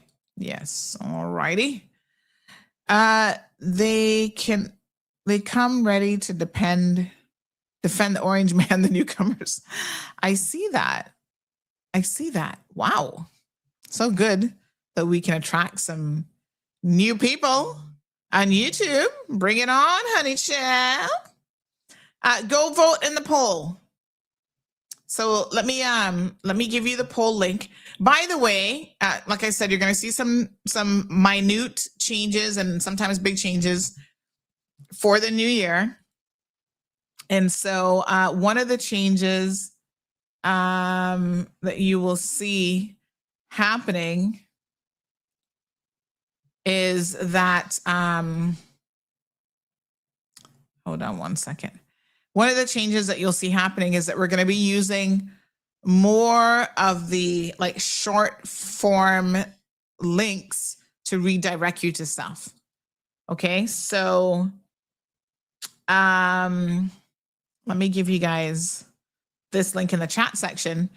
There's a short form link. So we're going to do cmrky.com and then something at the end, something very, very easy. Go ahead and vote in the poll. Please only vote if you live in the Cayman Islands, if you know what we're even talking about. And the question there is, again, is about the level of education and understanding that you have, not really the level, but whether or not you think the government has done a sufficient amount as it relates to educating the public on the new immigration changes. All right, we're not going to go into an exorbitant amount of overtime today because Facebook has removed the post. Let me see. I don't think so. I'll try to find it. Let me see here. Ooh, some of you are getting to Manchester in the UK. It's snowing. Somebody just posted saying this is the first time that they're seeing snow. Isn't it lovely? I have been in snow as a child, but as an adult, I must admit, I need more snow in my life, I feel like. Yeah. Okay. I need more snow. Hello. Snow. All right. So let me just see here. Oh, let me just give you a quick upbreak on the Cayman Brac situation. So remember we told you guys about the drug boats, the drug boat that went into Cayman Brac some days ago. So that they've now arrested. I knew there was a couple Jamaicans that came on that boat. They have now found 2 Jamaican men, illegal landers, and no doubt connected to that boat as well. Anybody knows Rochelle D. Ebanks? Can you please let Rochelle know that her bank card has been found? So we're trying to reunite Rochelle with her bank card. Still have a few bits and pieces of items that are still trying to connect them with their rightful owner.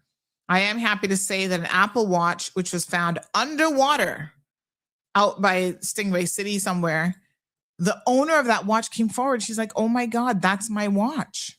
And I was like, really? I was shocked that they even found it, first of all.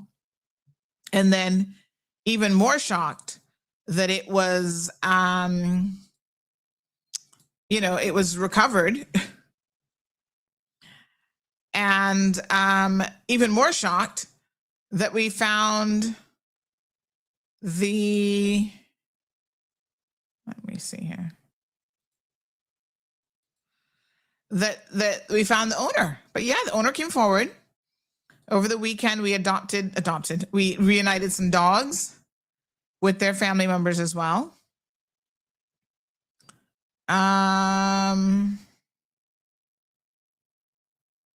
Yeah. So Let me just see here. So hopefully tomorrow we'll have some guests on and we can talk about the Venezuela situation for the full show. My apologies that we didn't really get to it today.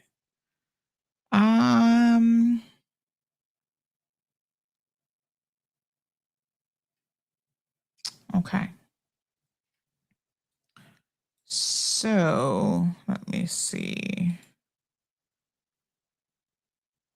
All right, we continue to ask you to be cautious on the roadway.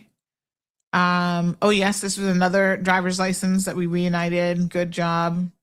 You guys have been doing great, helping us to find the rightful owners of a lot of these things.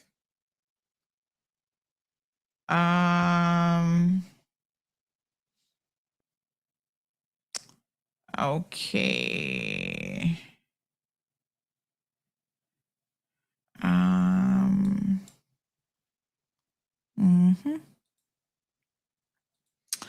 All right. I think that's all I got for you. So working on a couple news stories, like I said this morning, we need to figure out if there was a fire at the prison. We'll get you some details on that. And the FOI matter, you know, we'll appeal it, but it's like these people really make you waste some serious time. Morning, Miss Lucille. How are you? Okay. Yep. Some people are saying how the Venezuelan people are celebrating. Well, some are celebrating, some are protesting. So, I mean, I'm not here to tell you, you know, which is which, but there's a substantial amount, even in Venezuela, that are actually protesting as well. So we'll see how this plays out. This is a very, very interesting situation. Maduro is expected to be in court today, I think midday, in New York. And so it's interesting that they took Maduro and his wife. Very, very interesting, I think. And so we will see how that plays out. Wouldn't it be interesting if they both got off? I mean, not for nothing, but I mean, I would kind of have a serious chuckle if after all this they're both found not guilty. Then what would you do? What would America do with them? Let them stay in the U.S. instead of being a ruler of that country? Pretty wild.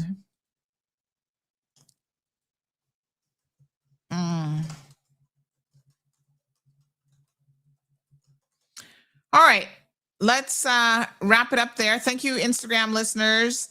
Tune back in tomorrow. Like I said, I'm hoping to be able to firm up the guests, and we'll have an educated discussion about the whole Venezuela situation as opposed to an emotive one. Okay. No, Alexa. What did I say that was even close to her name? She's over here like, is that meant for me? I'm like, no. All right. Angela says, resend it to me. Which one of the watches was that? There's a few. Is that the one where like the handle was gone or something? Yeah, that person hasn't come forward. So maybe they don't want it. I don't know. Miss Brenda says this isn't a matter to celebrate regardless of who you support. This is serious and could become a very dangerous situation for us in the Cayman Islands. Not only that, but one of the things that a lot of people seem to not be fully comprehending is that in this invasion of Venezuela, whatever you want to call it, attack in Venezuela, innocent people lost their lives. Innocent people were killed. Over 40 people have died because of the American actions. Nobody seems concerned about that, but I'm just saying that's a fact. And some of those people were civilians. Innocent civilian people were killed by the American government, and y'all seem okay with that, which I think is a little bit low-key shocking. Y'all like, oh, it's just a casualty. We don't care. You don't care because they're not your family and they're not your loved ones. Really sad. And I can't support that, right? That's not good. Yep.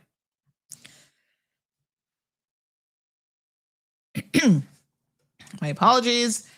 Another person says, one can be in support of Maduro gone, but against the US invading their country and stealing their oil, or taking over the running of their country and telling other countries that they will control the oil. Yes, I think it's not just as simple as,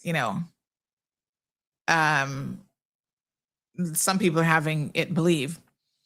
But I also want to remind you guys that when this happened in Iraq, there was lots of celebrations then as well. Go and ask yourself whether or not that country or any other country that has had the US go in and do this been better off in the long run. Yeah. You got to look at the big picture. And the big picture is, nope. The vast majority of people have not. Countries that the US has gone and done this to, even Haiti.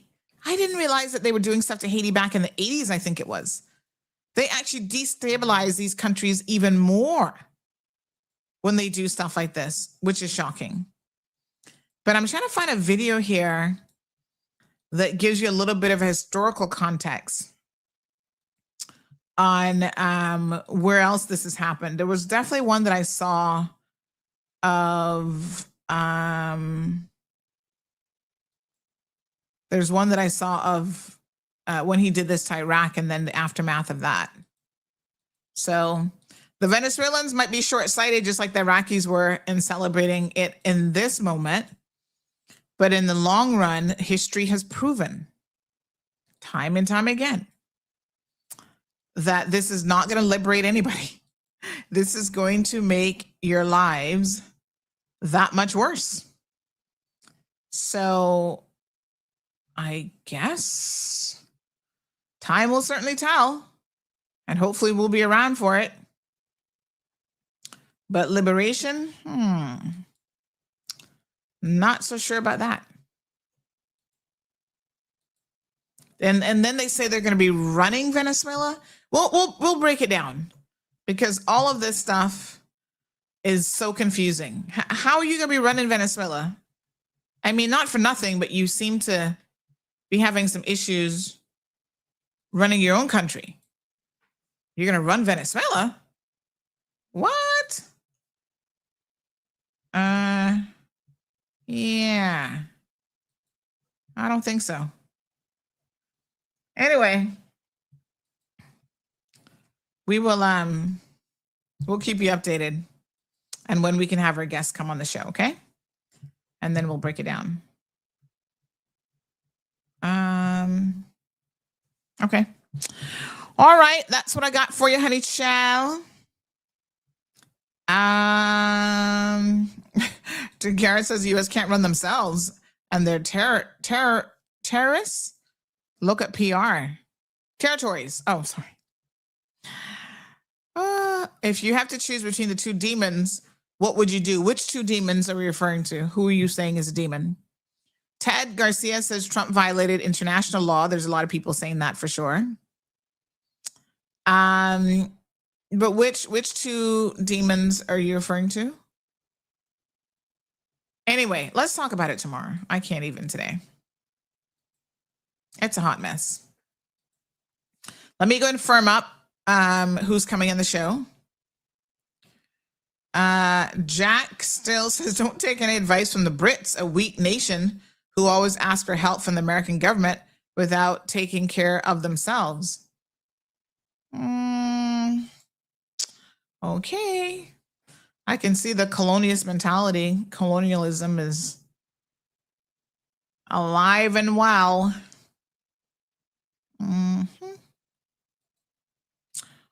All righty.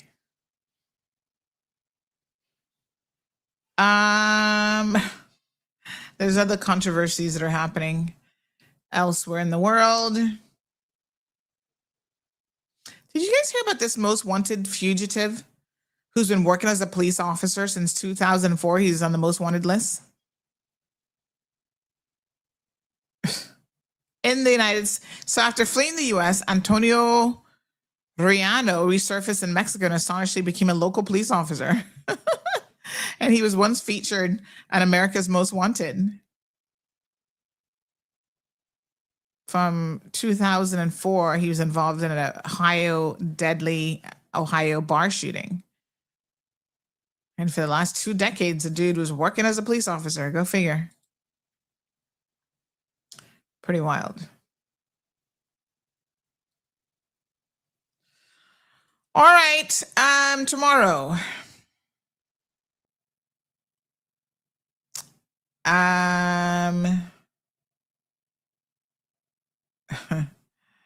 Yeah. So we got to break this down, because the thing with Trump and his plan to run Venezuela is changing by the minute. So it is a little bit confusing. You know, we don't quite understand what he means by running another country even.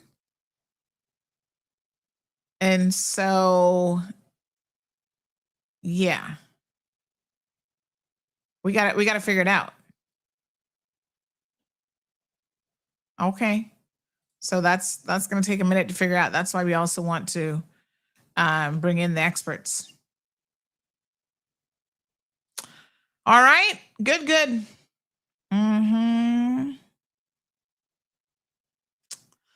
All right, beautiful people. Thank you so much. Tune in tomorrow at 7:30 a.m. All the newbies, I guess we'll see you tomorrow as well. RMR says the U.S. is the face of global terrorism. By the way, go vote. We have another poll. I'll put this one on social as well, but it's already on the channel from Saturday, whether or not you agree with the action taken by the U.S. Let's just say that it's a blowout vote. It is a blowout vote, 115 to 24. Let me give you the percentage. Hold on, 115. 24.